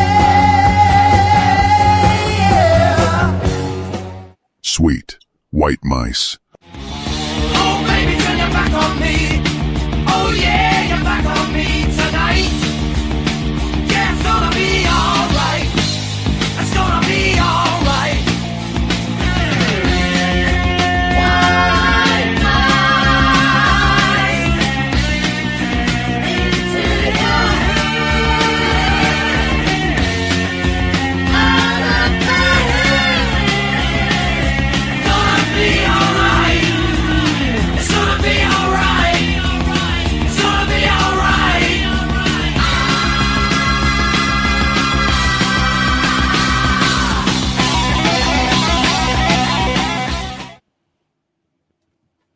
Okay.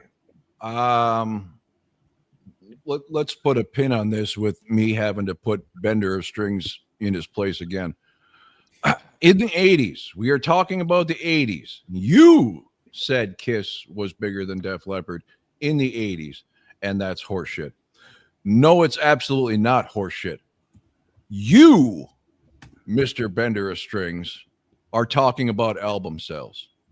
Do you really want to get into tour sales, ticket sales, merch sales, on top of being a household name, on top of having the biggest bands in music wanting to open for you?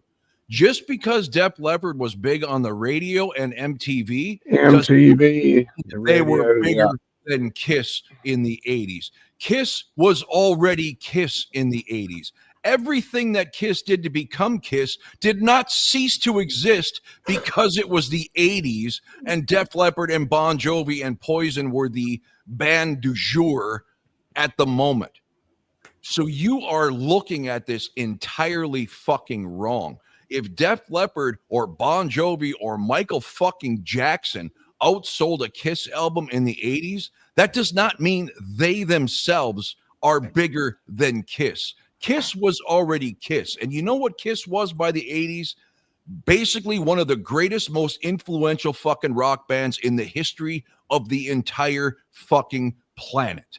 All right? So just because they got to jerk off to a couple fucking albums, so did Guns N' Roses. Appetite for Destruction was the biggest thing the planet had ever seen. Nirvana's Nevermind was the biggest thing the planet ever fucking seen. Are any of them going down as history as bigger or more important in rock and roll history than Kiss? Fuck no. So take your argument and just table it, dude, because regardless of who was selling more in the 80s, Kiss was still bigger than Def Leppard in the 80s. They were bigger than the 70s. They were bigger in the 90s. They're bigger today. And they will always be bigger. ACDC will always be bigger. Black Sabbath, Led Zeppelin. You count the fucking legitimate, real kings of rock and metal. Def Leppard doesn't even probably crack the top 20 just because they had a 5 to 7 year fucking heyday. By the way, where's the fucking album sales for that piece of shit they put out a couple of years ago? All right. Oh God, dude, they ain't put a good album out since Adrenalize. That's Correct. 1990, bro. I mean, literally, Def Leppard could have been. They could have been, but they went off a fucking cliff after Adrenalize, and I don't know why. Okay, Vacant Heart, Dave's favorite person. He's looking for a little bit of fucking roughing up. It's funny, Rob, because I saw that comment. I thought, should I get mine in before Rob sees that comment? I'll let you have your turn. I'll Dude, just I'm do mine. 7 years older. I know who was happening. Vacant Heart, in the 80s, my mom was probably 20 some years older. She didn't know more about what was going on in the music scene than I did. So your age means nothing. No one cared about Kiss. That's fucking hilarious.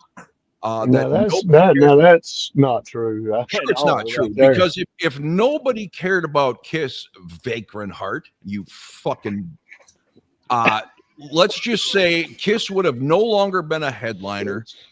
No one would have bought their fucking albums, and they would have gotten no radio play. All right. Def Leppard were exploding. Sure, they were. So was Motley Crue. So was fucking Poison. So was Enough's Enough. So was Faster Pussycat. The list is endless. Just because somebody's finally becoming valid does not put them on top of the legends that were there before them. All right. because Kiss became bigger than anything the planet has ever seen. That is not going to put them in front of the Beatles or Elvis Presley for the most fucking impressive accomplishments of all time. You guys are so living in an argument of that year, that decade, that you're dissing a band that made it all possible for these cockroaches, and you're acting like nobody gave a shit about Kiss in the 80s.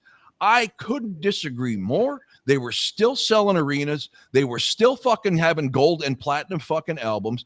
All your arguments are completely irrelevant because you're basing a singular year or album against a band who was already established as, look, how many albums do you think out there outsold fucking at the time Back in Black before the internet? I'm sure plenty of them did. Now, which one of those albums that outsold it is considered a masterpiece like Back in Black? Not a fucking one of them. All right. So that you're 7 years older than me almost hurts your argument because you're arguing almost like someone who grew up with Def Leppard after the Kiss crowd was there. You're defending a band who is way past you being able to even want to defend them. All right. So piss off. I don't care what Hysteria sold, which you probably think sucks, right? Be honest, Vacant Heart, and all you other Def Leppard defenders out there. You probably It's hate got it. some good songs on it, but I'll have to say I like Pyromania Okay, Nine Drive okay, way better. Yeah. Let's go with the Pyromania thing. Now take Hysteria out of their catalog. Where's Def Leppard today? Honestly, Adrenaline. look, immediately that's following going was to take a Adrenaline. lot. That's going to take a lot because Exactly. that went Exactly through my the point. roof. Kiss could You afford know. hiccup after hiccup after hiccup and still come out on top. How many times has Def Leppard made it to the top, sunk to the fucking bottom, almost lost their fucking record deal, and skyrocketed right to the back of the fucking line? That's They ain't never come back up. That will never happen with Def Leppard. They are already on their way out. They did a stadium tour, not because they're Def Leppard, because they had Motley Crue and Poison and all these other people. This Def Leppard mania bullshit, 20 years, 30 years past when they were actually relevant, is ridiculous. That diamond certification happened 20, 30 years after that album was fucking released. All right. And it happened. Kiss got to rule the world twice. They got to rule it twice. Nobody's ever done that. I don't think. I don't think nobody's ever done that, to be honest with you. No, nobody will. Now let's that I've completely forgot everything on here. Good thing we listened to this ahead of time. It's Dave. This is the most Kiss Def Leppard talk we've had on a show yet, and they're not even in it. Well, look at the stupid comment. Album sales, Pyromania versus Lick It Up. Okay, Vacant Heart, what year are you doing those comparisons? Are you doing album sales in 1983, or are you doing them based on 2025? All right, then get back to me. The problem is, we go on about album sales. The reality is, though, back in them days, if you didn't get radio play, you weren't going to get album sales. Kiss never got the radio. You didn't get MTV play too. And the album sales thing has a ridiculous substance to it anyway, because what you're telling me then is, Vacant Heart, that whatever your favorite album is of all time, all right, whatever it is worse than anything Taylor Swift's ever done. True. Because Taylor Swift has outsold anything your favorite band has ever done, and it ain't even fucking close. No, fuck that. Album sales mean absolutely nothing in the modern age. Not in the modern age, it don't. Pre-internet's the only time that album sales mattered. Here we got Tommy Mark. You'll love this, Scott. Rob, no disrespect, but Kiss was marketing, face paint, costumes, and a good show. Was not about the music like Zeppelin, Deep Purple, Allman Brothers, Skynyrd, Sabbath, and Rush. Oh God, dude! Okay. You gotta be fucking kidding me, man. Let me dissect this, because he has a point in that those bands he listed: Zeppelin, Deep Purple, Allman Brothers, Skynyrd, Sabbath, Rush, and Queen. They were all considered musical virtuosos, one or the other. They were all considered, deep songwriters. Now, take Zeppelin and Sabbath out of there. We're left with Deep Purple, Allman Brothers, Sabbath, Rush, and Queen. Who had the more successful career between all of them and Kiss? Who? Oh, It ain't even close, right? It's not even fucking oh close. no, it ain't even close, dude. No, I it mean, ain't even these are fucking close. 70s. These are 70s and late 60s bands here too, bro. Leonard fucking Skinner. Are you serious? They've been touring with all fake members for like 30 years. Are you fucking Yeah, kidding? The I know Allman they're- Brothers? You're going to bring the Allman Brothers in an argument against Kiss? You're going to tell Oh me my Kiss was all God. about marketing, makeup, and costumes and pyrotechnics, and they lasted 50 years on that? Okay. Yeah, man, that's Okay, an invalid statement here's a serious because question. Here's if it wasn't about the music and they had horrible music, all right, it's about costumes and makeup and basically just the whole image, right? Where's Gore? yeah, man, that it's I'm waiting not for a about fucking it's answer, Tommy. Where's fucking Gore? yeah, Tommy. I got into Kiss because I seen what they look like. I was 7 fucking years old, but when I listened to them, bro, that's why I still love them to the day. It ain't because of what they look like. I'm not gonna spend my life listening to a band just because of the way they look. That's just me. This is just Yeah, a tired that fucking argument that all non-Kiss that fans have. They're all Here. jealous. Led Zeppelin lasted what, 7 fucking years? 7 years? but almost they lasted about 10 years. Okay, Kiss lasted 50. ACDC still going. All right. Aerosmith. I mean, their kinda still legacy going. didn't, but yeah.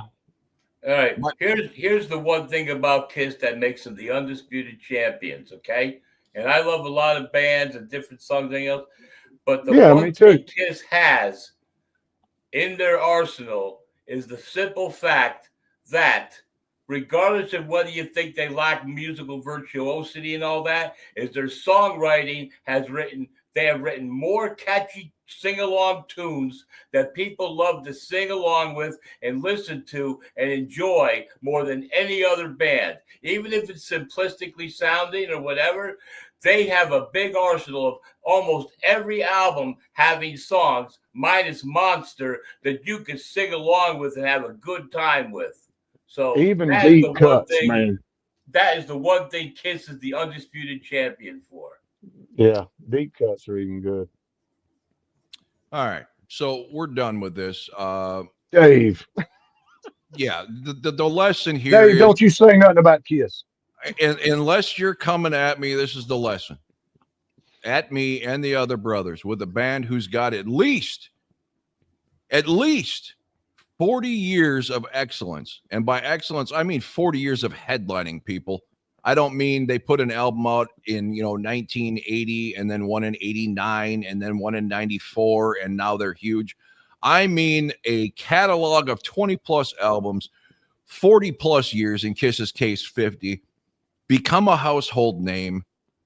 I don't want to hear from you in any derogative comment because you have zero fucking credibility. If you think visual can make you survive for fucking 50 years, you are fucking delusional. There has to be substance. There has to be steak, not just all sizzle. And there has to be a reason why every one of your favorite bands, whoever's making these ridiculous comments, has been inspired by the band you're mocking right now. And it damn sure wasn't because they wore makeup.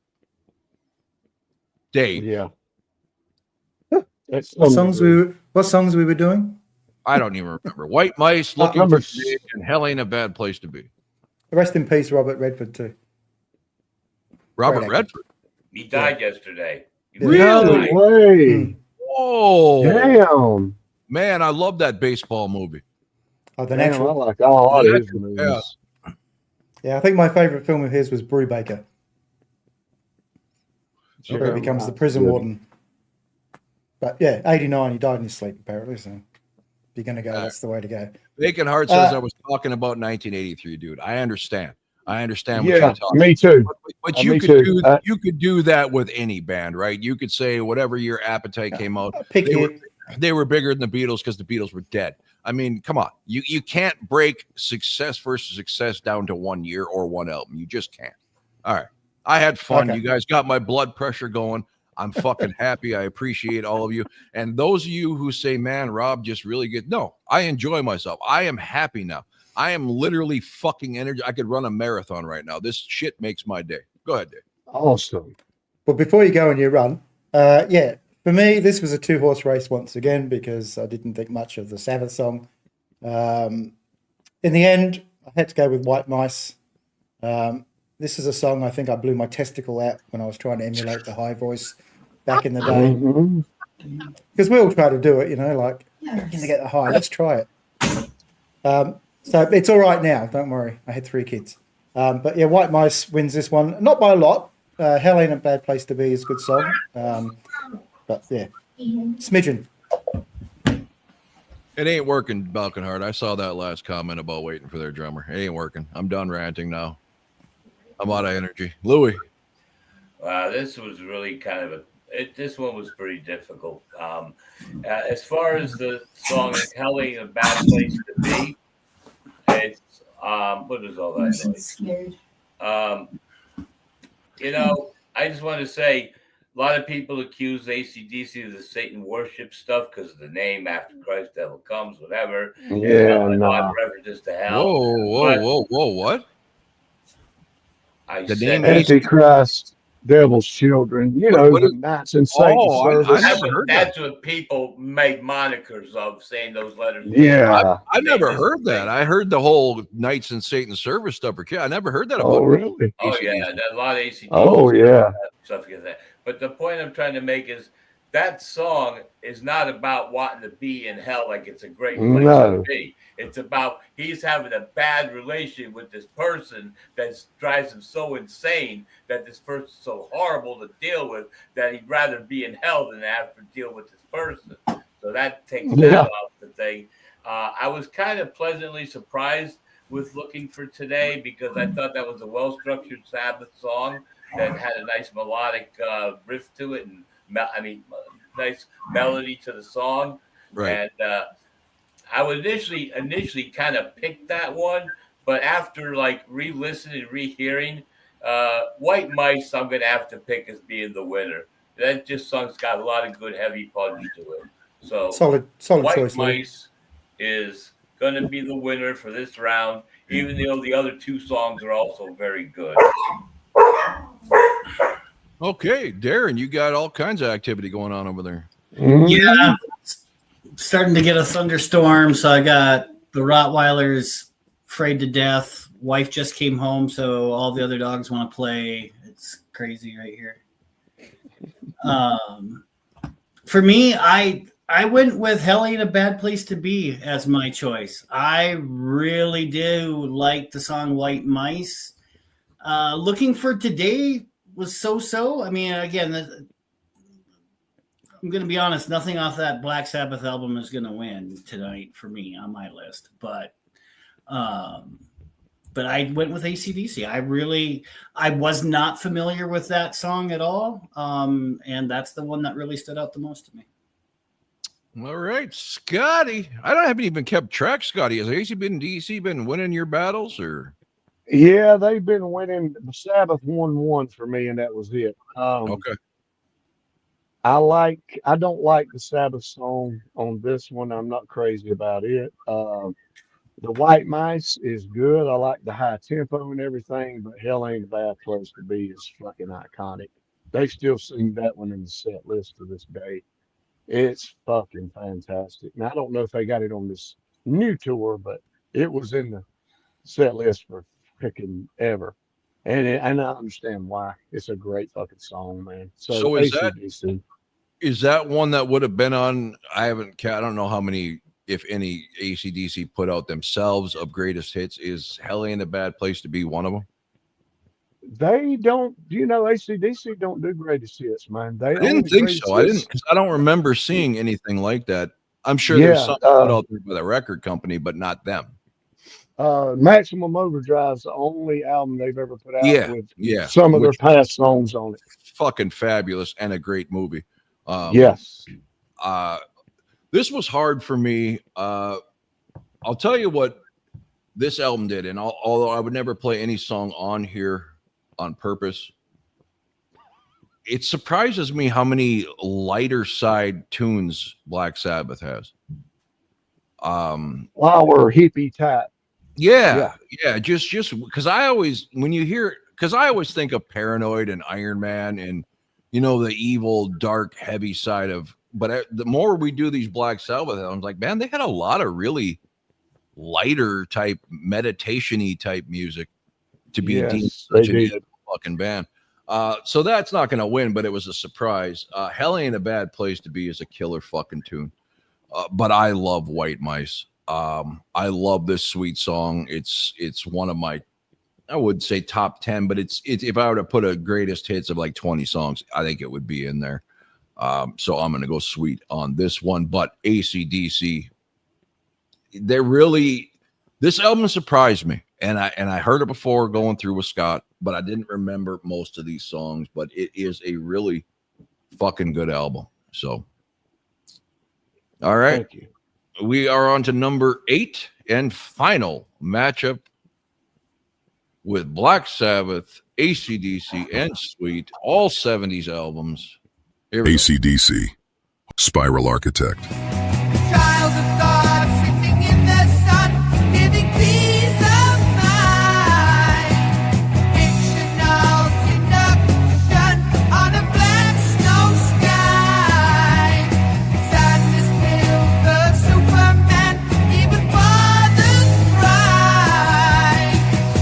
Of all the things I value most of all, I look inside myself and see my world and know that it is good. To know that I should. Sweet, Healer.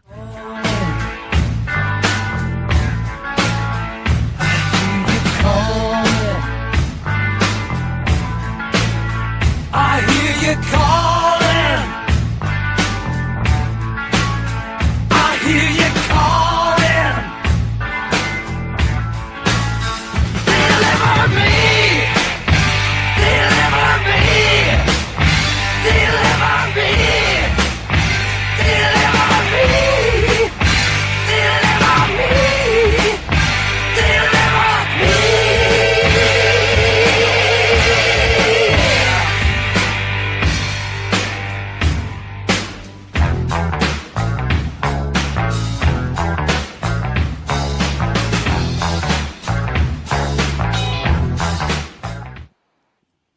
Okay, I'm going to refer Bender of Strings to you guys. Didn't AC/DC also have songs in the Iron Man soundtrack? I only saw the movie once. It was Yes. hilarious. Yes. Yeah. Iron Okay. Man 2, they done the whole soundtrack pretty much. Okay. Basement Rock, in my opinion, AC/DC is the best hard rock band ever, and Black Sabbath the best in heavy metal. I can't argue with AC/DC. I would say I get they're the godfathers of metal. But when I think heavy metal, to me, the first thing that comes to mind is Judas Priest. But I understand who was first. What do you guys think? Those two, It's tough, man. It's tough, dude. because I don't consider Kiss a hard rock band. I consider Kiss a rock band. I consider Kiss a AC/DC hard rock. The album out is definitely harder than Kiss, so it would be hard for me to say Hey, anybody. some of it, yeah, but Kiss is a hard rock / metal band, bro. Yeah, but they Uh, had yeah, their they- poppier stuff in there. with the exception of that. I mean, they're little, things or whatever. Okay, but so Scott, yeah, who man. would you? Okay, he's saying AC/DC best hard rock, Black Sabbath best heavy metal.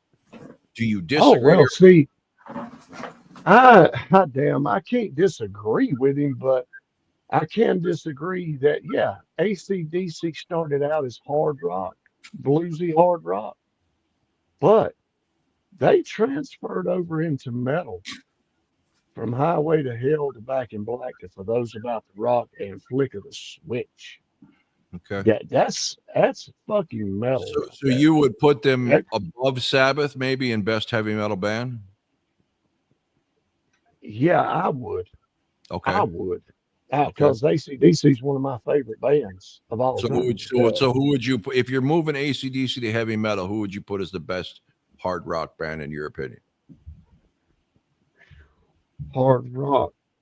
Just overall, not who's been better over their career? Just when it comes to the best representation you could say to somebody about hard rock, who would that be? It's a conflicting question because ACDC's hard rock slash metal and back to hard rock. Kiss is hard rock slash metal back to hard rock. Kiss would be the best hard rock band in my category. I mean, Okay. but yeah, they both translated into metal very unexpectedly and very well Okay. when they did. So there you Darren, we're go. talking Yeah. about all time best hard rock, best heavy metal.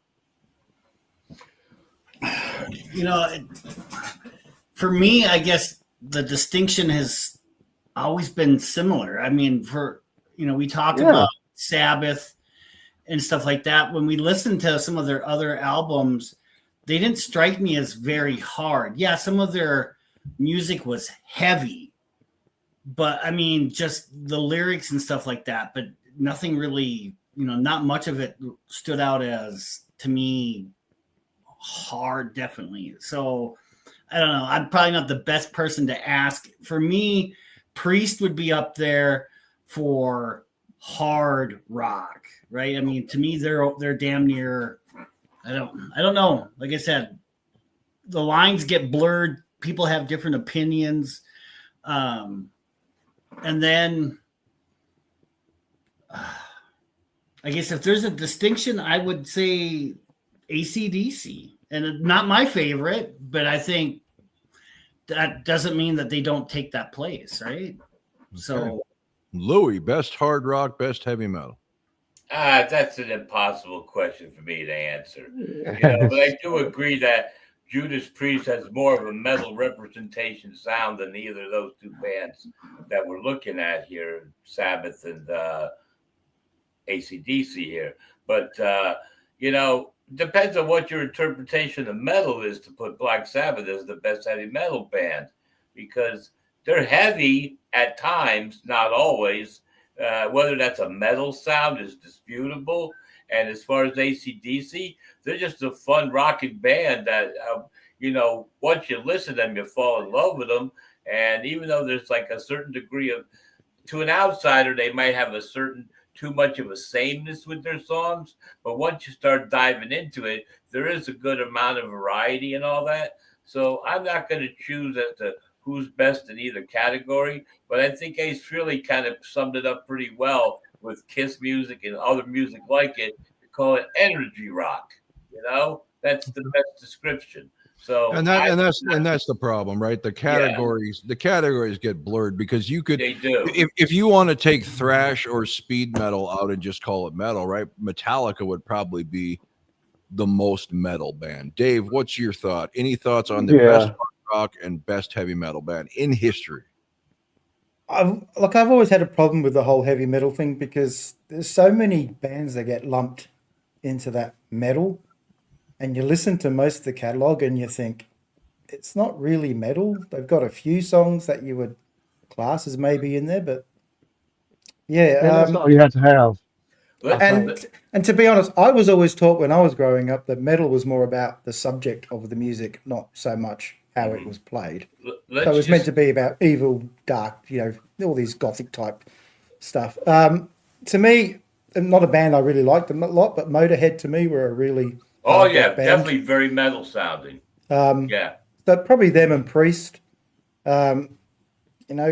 Just your rock bands. Yeah, Kiss and a lot of those 70s bands were just called good rock. Don't forget, and they had a balance. They had some harder rock and they had some lighter rock. Hey, I'm sorry to be interrupting, but Ozzy's career after Black Sabbath, in the first few albums, sounds way more metal than the Black Sabbath sound did, and when he was with them.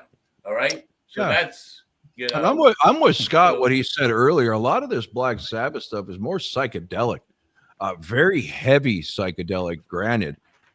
But when you start looking at when Priest hit their stride around Point of Entry and British Steel and even Hellbent for Leather, that was real metal, which leads me to Bender of Strings saying he's been a bigger Iron Maiden fan than Black Sabbath. And I'm not a fan of either band, but the little bit I've heard, Iron Maiden's a heavier band, right? Scott, can you back me up on that?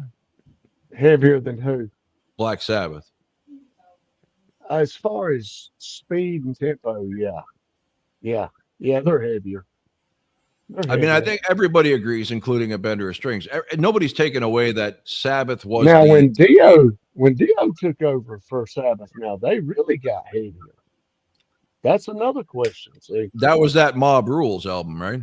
yes, Yeah, that heavy was metal. that was some heavy shit that I couldn't take. Let's see. Vacant Heart's got a fucking hilarious comment here. I heard ACDC made this same album 16 times in a row. Angus disagrees and said it was 17. Oh gosh, that's good there. Darren, of course, chimes in and says, "Screw Bruce Dickinson. He sang the national anthem at the Steelers game last Sunday and jinxed them." Oh, he didn't he? That's right. Okay, so a whole lot of comments have went by while we've went, and Satori here says, "Yikes, Pringle, genres, subgenres, and genre adjacent." Yeah, it's gotten, especially now. I mean, it was bad enough back then. Now there are so many subgenres of metal. It's all metal to me, dude. It I is don't give a beyond damn. If it's It started in the a 80s. loud guitar player, man. You had and a heavy drum. metal, you had glam, Yeah. you had sleaze metal, but now I mean there's metal New categories. metal and all Every this day shit. I hear one that I'd never heard before. I'm like, okay, whatever. Whatever. All right, so number 8, Dave, the final one. Whole lot of Rosie, Spiral Architect versus Healer. Okay, once again, a 2-horse race. So take Sabbath out of it. Whole lot of Rosie, big song here in Australia. You know, everybody knows this song here. But once again, I am drawn to Sweet. I love Healer. I love the way it builds up. So I'm going to give it. Once again, it is close because I do like Whole Lot of Rosie, but I'm just leaning slightly towards Healer. Basement Rock to seal this topic of conversation. In this era, Black Sabbath not sound very heavy than in the 70s. The metal now sounds more heavy. Yes, absolutely. That's where I can't place myself, because when Black Sabbath came out, I wasn't even born. Born in 73, started listening to Kiss in 78. So I can't, it had to be a culture shock, right? A person like me who didn't live in 1970 or whenever Black Sabbath started making waves, I'd have to almost go back and listen to what was charting and then listen to Black Sabbath from the same year to understand why they called that heavy metal. Because it certainly isn't heavy metal by today's standards. But back then, I'm sure it was something that just shocked their core. Hey, Louis, we were around in those days. Yeah, but I didn't know Black Sabbath till after I knew about Kiss. I did, because the first song I heard was the song Black Sabbath. As I said, a friend of mine, we went around his house and his dad had it in his collection. It scared the shit out of so him. they got a song called Black Sabbath and Sabbath Bloody Sabbath? Yeah. Okay. Yeah. Anyway, all right, Louis, your choice. Yeah, okay. What was I gonna say? The first song I heard of Black Sabbath was Iron Man. You know, and I just used to just play that part with and like I said, we all thought they were talking about the Marvel comic book superhero Iron Man. You know, I know what the fuck he was singing about. I never heard the whole song until later in life. But for this one, no contest. The Spiral Architect, you know, I'm sorry, I just don't feel about Healer the way Dave feels about it. To me, it sounds like something Sly and the Family Stone would have done. I don't know what category their music is labeled as, but Whole Lot of Rosie, man, that song is just too fucking awesome. That is like fucking epic, you know? So Whole Lot of Rosie is definitely my choice for the champion of this final round. Satori, thrash, death, oh my fucking god, metal, metallic madness. I'll stick to my 60s and 70s old time rock and roll. Just take those old records off the shelf. Yeah.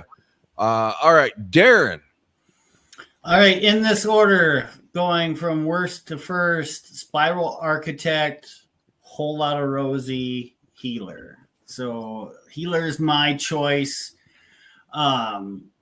Like Dave said, the way it builds is what had me hooked. Whole Lotta Rosie was a very, very close second.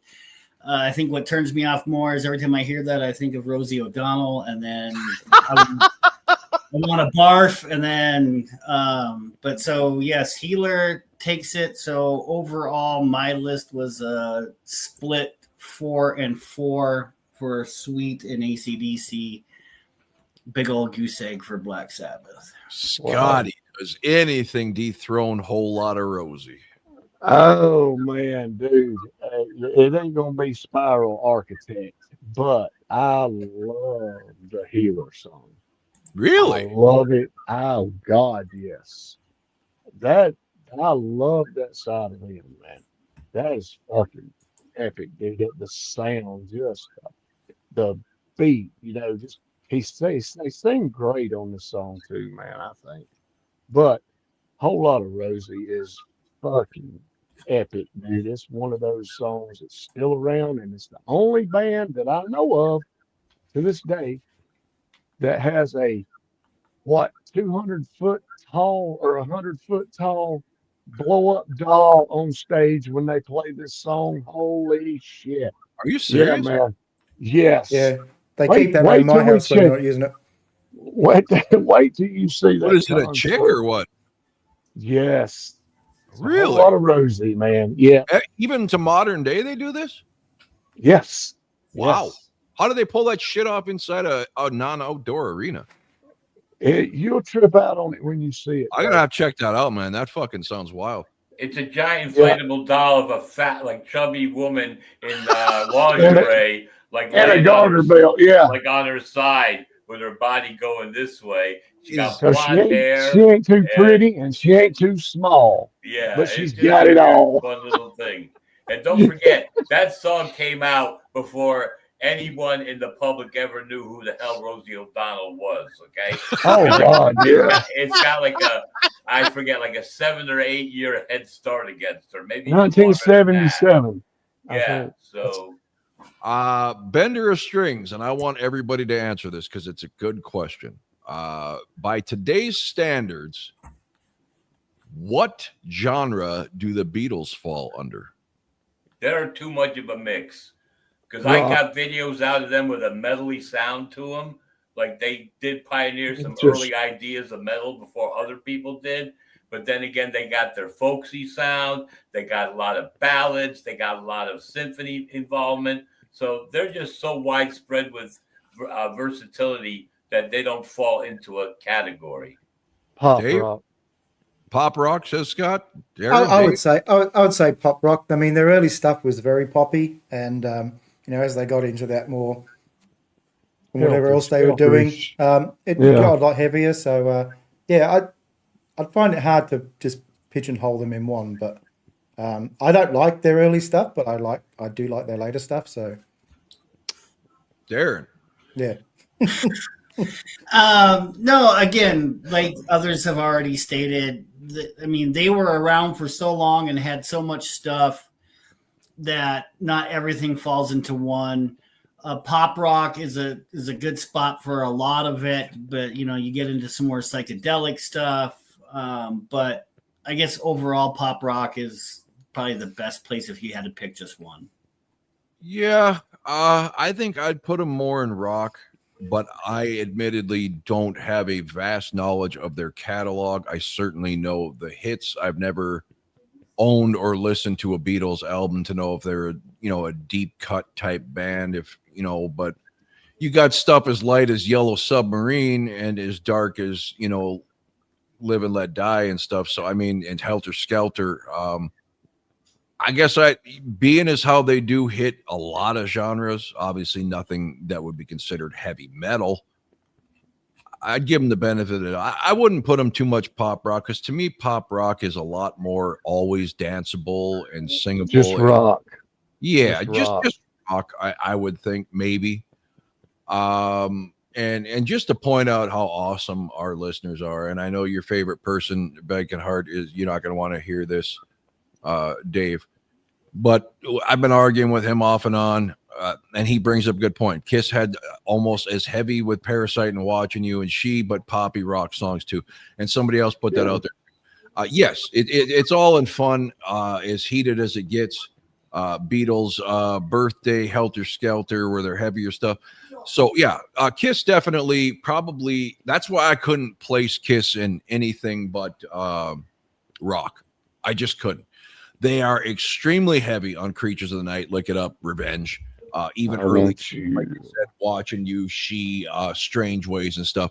But you can't forget Unmasked, The Elder, Dynasty, Crazy Nights. I mean, it all plays into it. And then they got stuff in between like Destroyer and Love Gun. That's just more of a good rock and hard rock good time.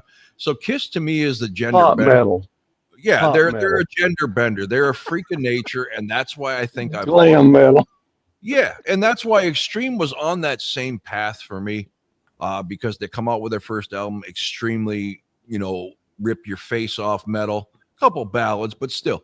Then they came out with their funk metal. Then they came out with their more, musical, almost meditational metal, Horn metal. and then and I liked that about it. Then they just happened to go off the rails and go into stuff I didn't like. But it is hard. Van Halen as another one. You never get the same sound every album, whether I like it or not. It's always different. There are certain bands who never tried to cookie cutter themselves, whether they couldn't or whether they chose not to is a different story. No one will ever know, but that's why I love Kiss. Psychedelic metal. Yeah, my opinion, and okay, let's just move on because we've been at this almost over 2 hours. Whole Lot of Rosie. I first heard this with Scotty when I had to listen to this album. Good song.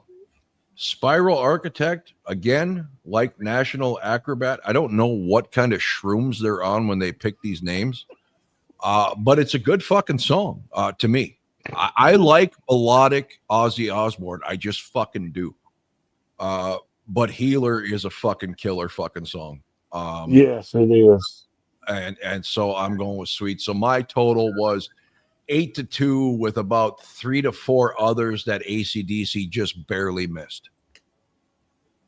Dave? Mine was 6-2 because there were only 8 songs. Oh yeah, 6-2. Sorry, 6-2. Yeah. Mine was 7-1.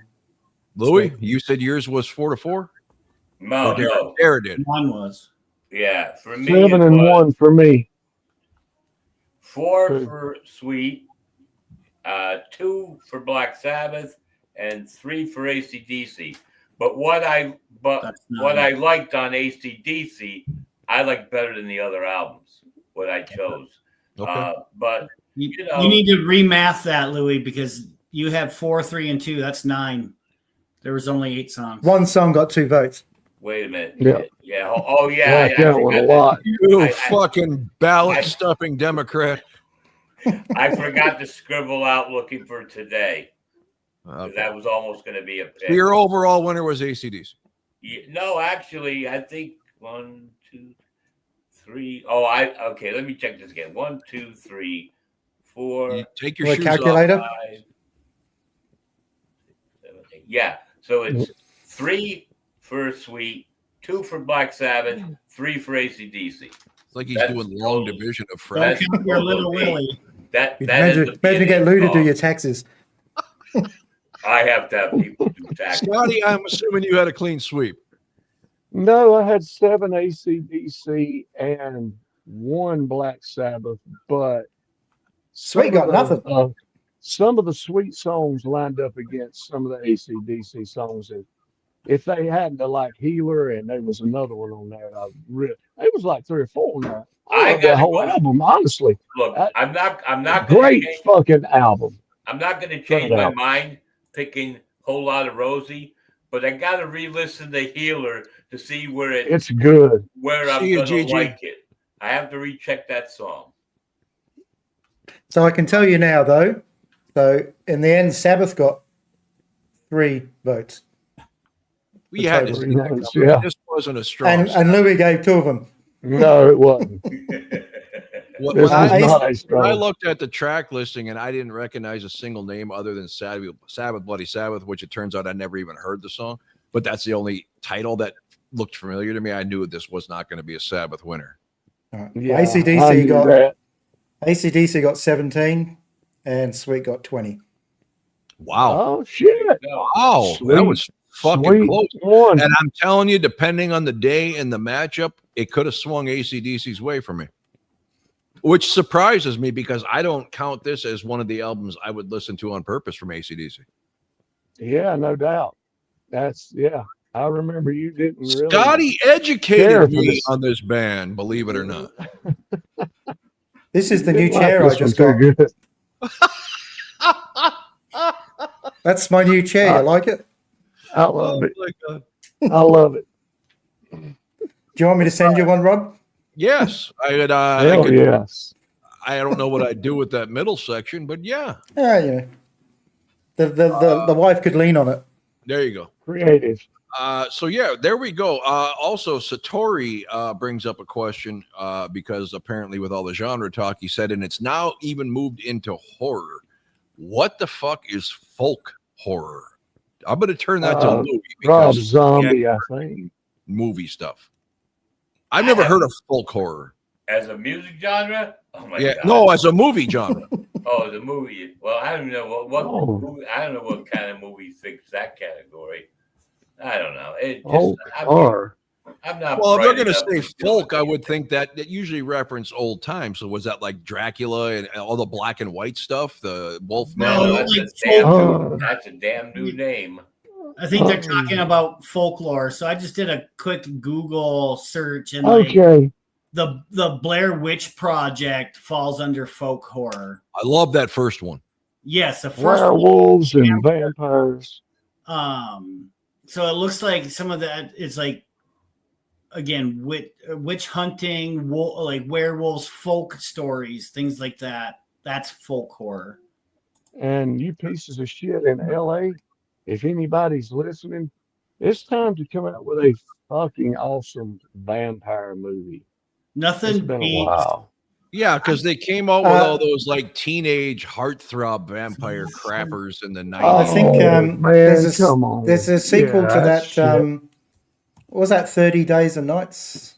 The Fright Nights were fucking. You know awesome. what was a cool thing? The original version was done in England, and then they redid it for American TV with an American cast. Being Human. Have you ever seen those, Dave? What was it called? Being Human. Mm-mm. Oh, I'll have to have a look. They're really cool. I saw the Human Centipede. Oh my Wow. God. God, I've heard about think it. I I seen bring myself that. to watch it. Being I can't bring Human is myself so to watch it. trippy What? because on paper that this show sounds the idea sounds ridiculous on paper, but to see it executed and done, filmed and everything, it's a ghost, a werewolf, and a vampire living in the same house together. But it's done so fucking well, and it's a drama, and it's so fucking cool. You got to check out both versions; they're both great. But My favorite vampire show of all time, of all fucking time, is Night Shift, which most people have never heard. I think it's called Night Shift. You know I've what heard of it. right? Where there's the one that's stuck in a young kid's body, and he falls in love with that young girl and wants Yep. to take possession of her. I think that's the name of it. And I love Yeah. Lost Boys. Hey, Louis, one of my favorite Lost theories Boys growing were up was good. called The Night Stalker with Darren McGavin. oh yeah, that's a yeah, big yeah. series. Carl Kolchak Yeah. drove his little Mustang convertible, and Mhm. Yeah. That's very big here. Yeah, but If you haven't seen the new Fright Nights, and I mean, it's been a few years since they've No. redone them. Actual They're movies? fucking yes. yeah, They but- are but fucking like awesome, dude. like here's the thing with Being Human, the English version, the werewolf, the guy that becomes a werewolf becomes this big giant hairy black type werewolf type thing. But in the American version, instead of having like the attributes, like a man having the attributes of a wolf, it's the other way around. It's a wolf that takes on like a humanistic form on all fours, and his arms and legs are muscled out to be bigger than what an actual wolf would look like, and the face comes in a little shorter, and he's on all fours with these muscular arms and legs. Two That's questions creepy. on horror And- movies. Darren, did you find out the name of that movie I was talking about? Is that what you're looking for? That's what I'm looking for right now. Okay, Yeah, Louis. and the guy that plays the werewolf is the guy who played Jimmy Olsen in It's not Superman Night Shift, Returns. it has night in the title. Nightbreed. Nightbreed, I think. is what Nightbreed. it- That's it. Nightbreed, yes. I Yeah. remember That seeing was that. so fucking good. Yeah, Yeah. Night Shift was the Michael Keaton movie. Yeah. Yeah. Now, Yes. Louis, And I then want- Day Shift is the other one that was what's his That was name? a series, right? No, I don't was it? No, it's Night Jamie- Shift. I'm thinking of Night Shift. I'm thinking of Day Night Shift was with Jamie Foxx and Dave Franco and Snoop Dogg, where he serious question for Louis, because some people love it and some people hate it. American Werewolf in London. I Good, love good it. movie. Yeah, Good as a movie. movie, I love it's really well done, but the part where like his final werewolf transformation just kind of he looked more like a bear, and I didn't care for that. And but you know, What? it's I don't know. It's got like a lot of good stuff in the movie, but it's not a favorite good of mine. movie. I mean, for What about The Howling? Oh, The I like the Howling. Howling. Oh, that's a good the fucking first show. Howling was good. But yeah, American Werewolf in London, bad special effects, but what do you expect for the time, right? But Yeah. They were good for the Really? yeah, I good for thought the it was time, but Fucking awesome. You know, if that point where he starts to change and his nose extends and he gets a certain look, if they locked into that look as to being his look, I think the movie would have been much better. Awesome. All right. I love the movie. All right, so there we go. We've covered everything that doesn't have to do with Sweet, Black Sabbath, or ACDC, including movies. So there you go. Typical Tunes Brother podcast. I blew up. We got way off topic on several different items, and many other bands other than who were We? supposed to be talked about were talked about. we got off topic. I said I. Oh, all right. No, we did get off The topic. editorial. The Horror show. editorial we. Yeah, yeah. Yeah, There you we go. all chimed in. So Thursday we've got Carnival of Souls, That's the right, Kiss folks. controversial, almost not released, forgotten. Some think for good, some think it was a shame. So we will be going through our worst to first on Carnival of Souls Thursday live. Anything else, gentlemen? I was going to say, Basement Rock said, "Have we heard of Ghost?" And I'm wearing a Ghost top. So Yeah, it's kind of hard to see it. you can see that says Ghost. Well, your Which, name by is the Ghost. way, to anybody listening right now, my favorite song of all time at the moment is Little Sunshine from Ghost. Yeah. Yes. And a big fuck you to you because you pissed all over that one initially. So fuck off. That's And dance- a good song. and Never, Dance Macabre. ever- I would never unfairly judge something without Yeah. giving. Yeah. Let's go back and look at that Dance Macabre clip again. Yeah. He, Oh God, I don't want to see that again. that one. Yeah. He loves that song now. Okay. Yeah, we'll have to dive back into Ghost here pretty soon because I was duped and hoodwinked into thinking they were terrible because I was deliberately showing a bunch of sissy dancers knowing it would really taint my opinion. You said taint. Yeah, I did say taint. All right, Mummy guys. dust. Until Mummy next dust. time. Thanks for watching. Tunes Brothers.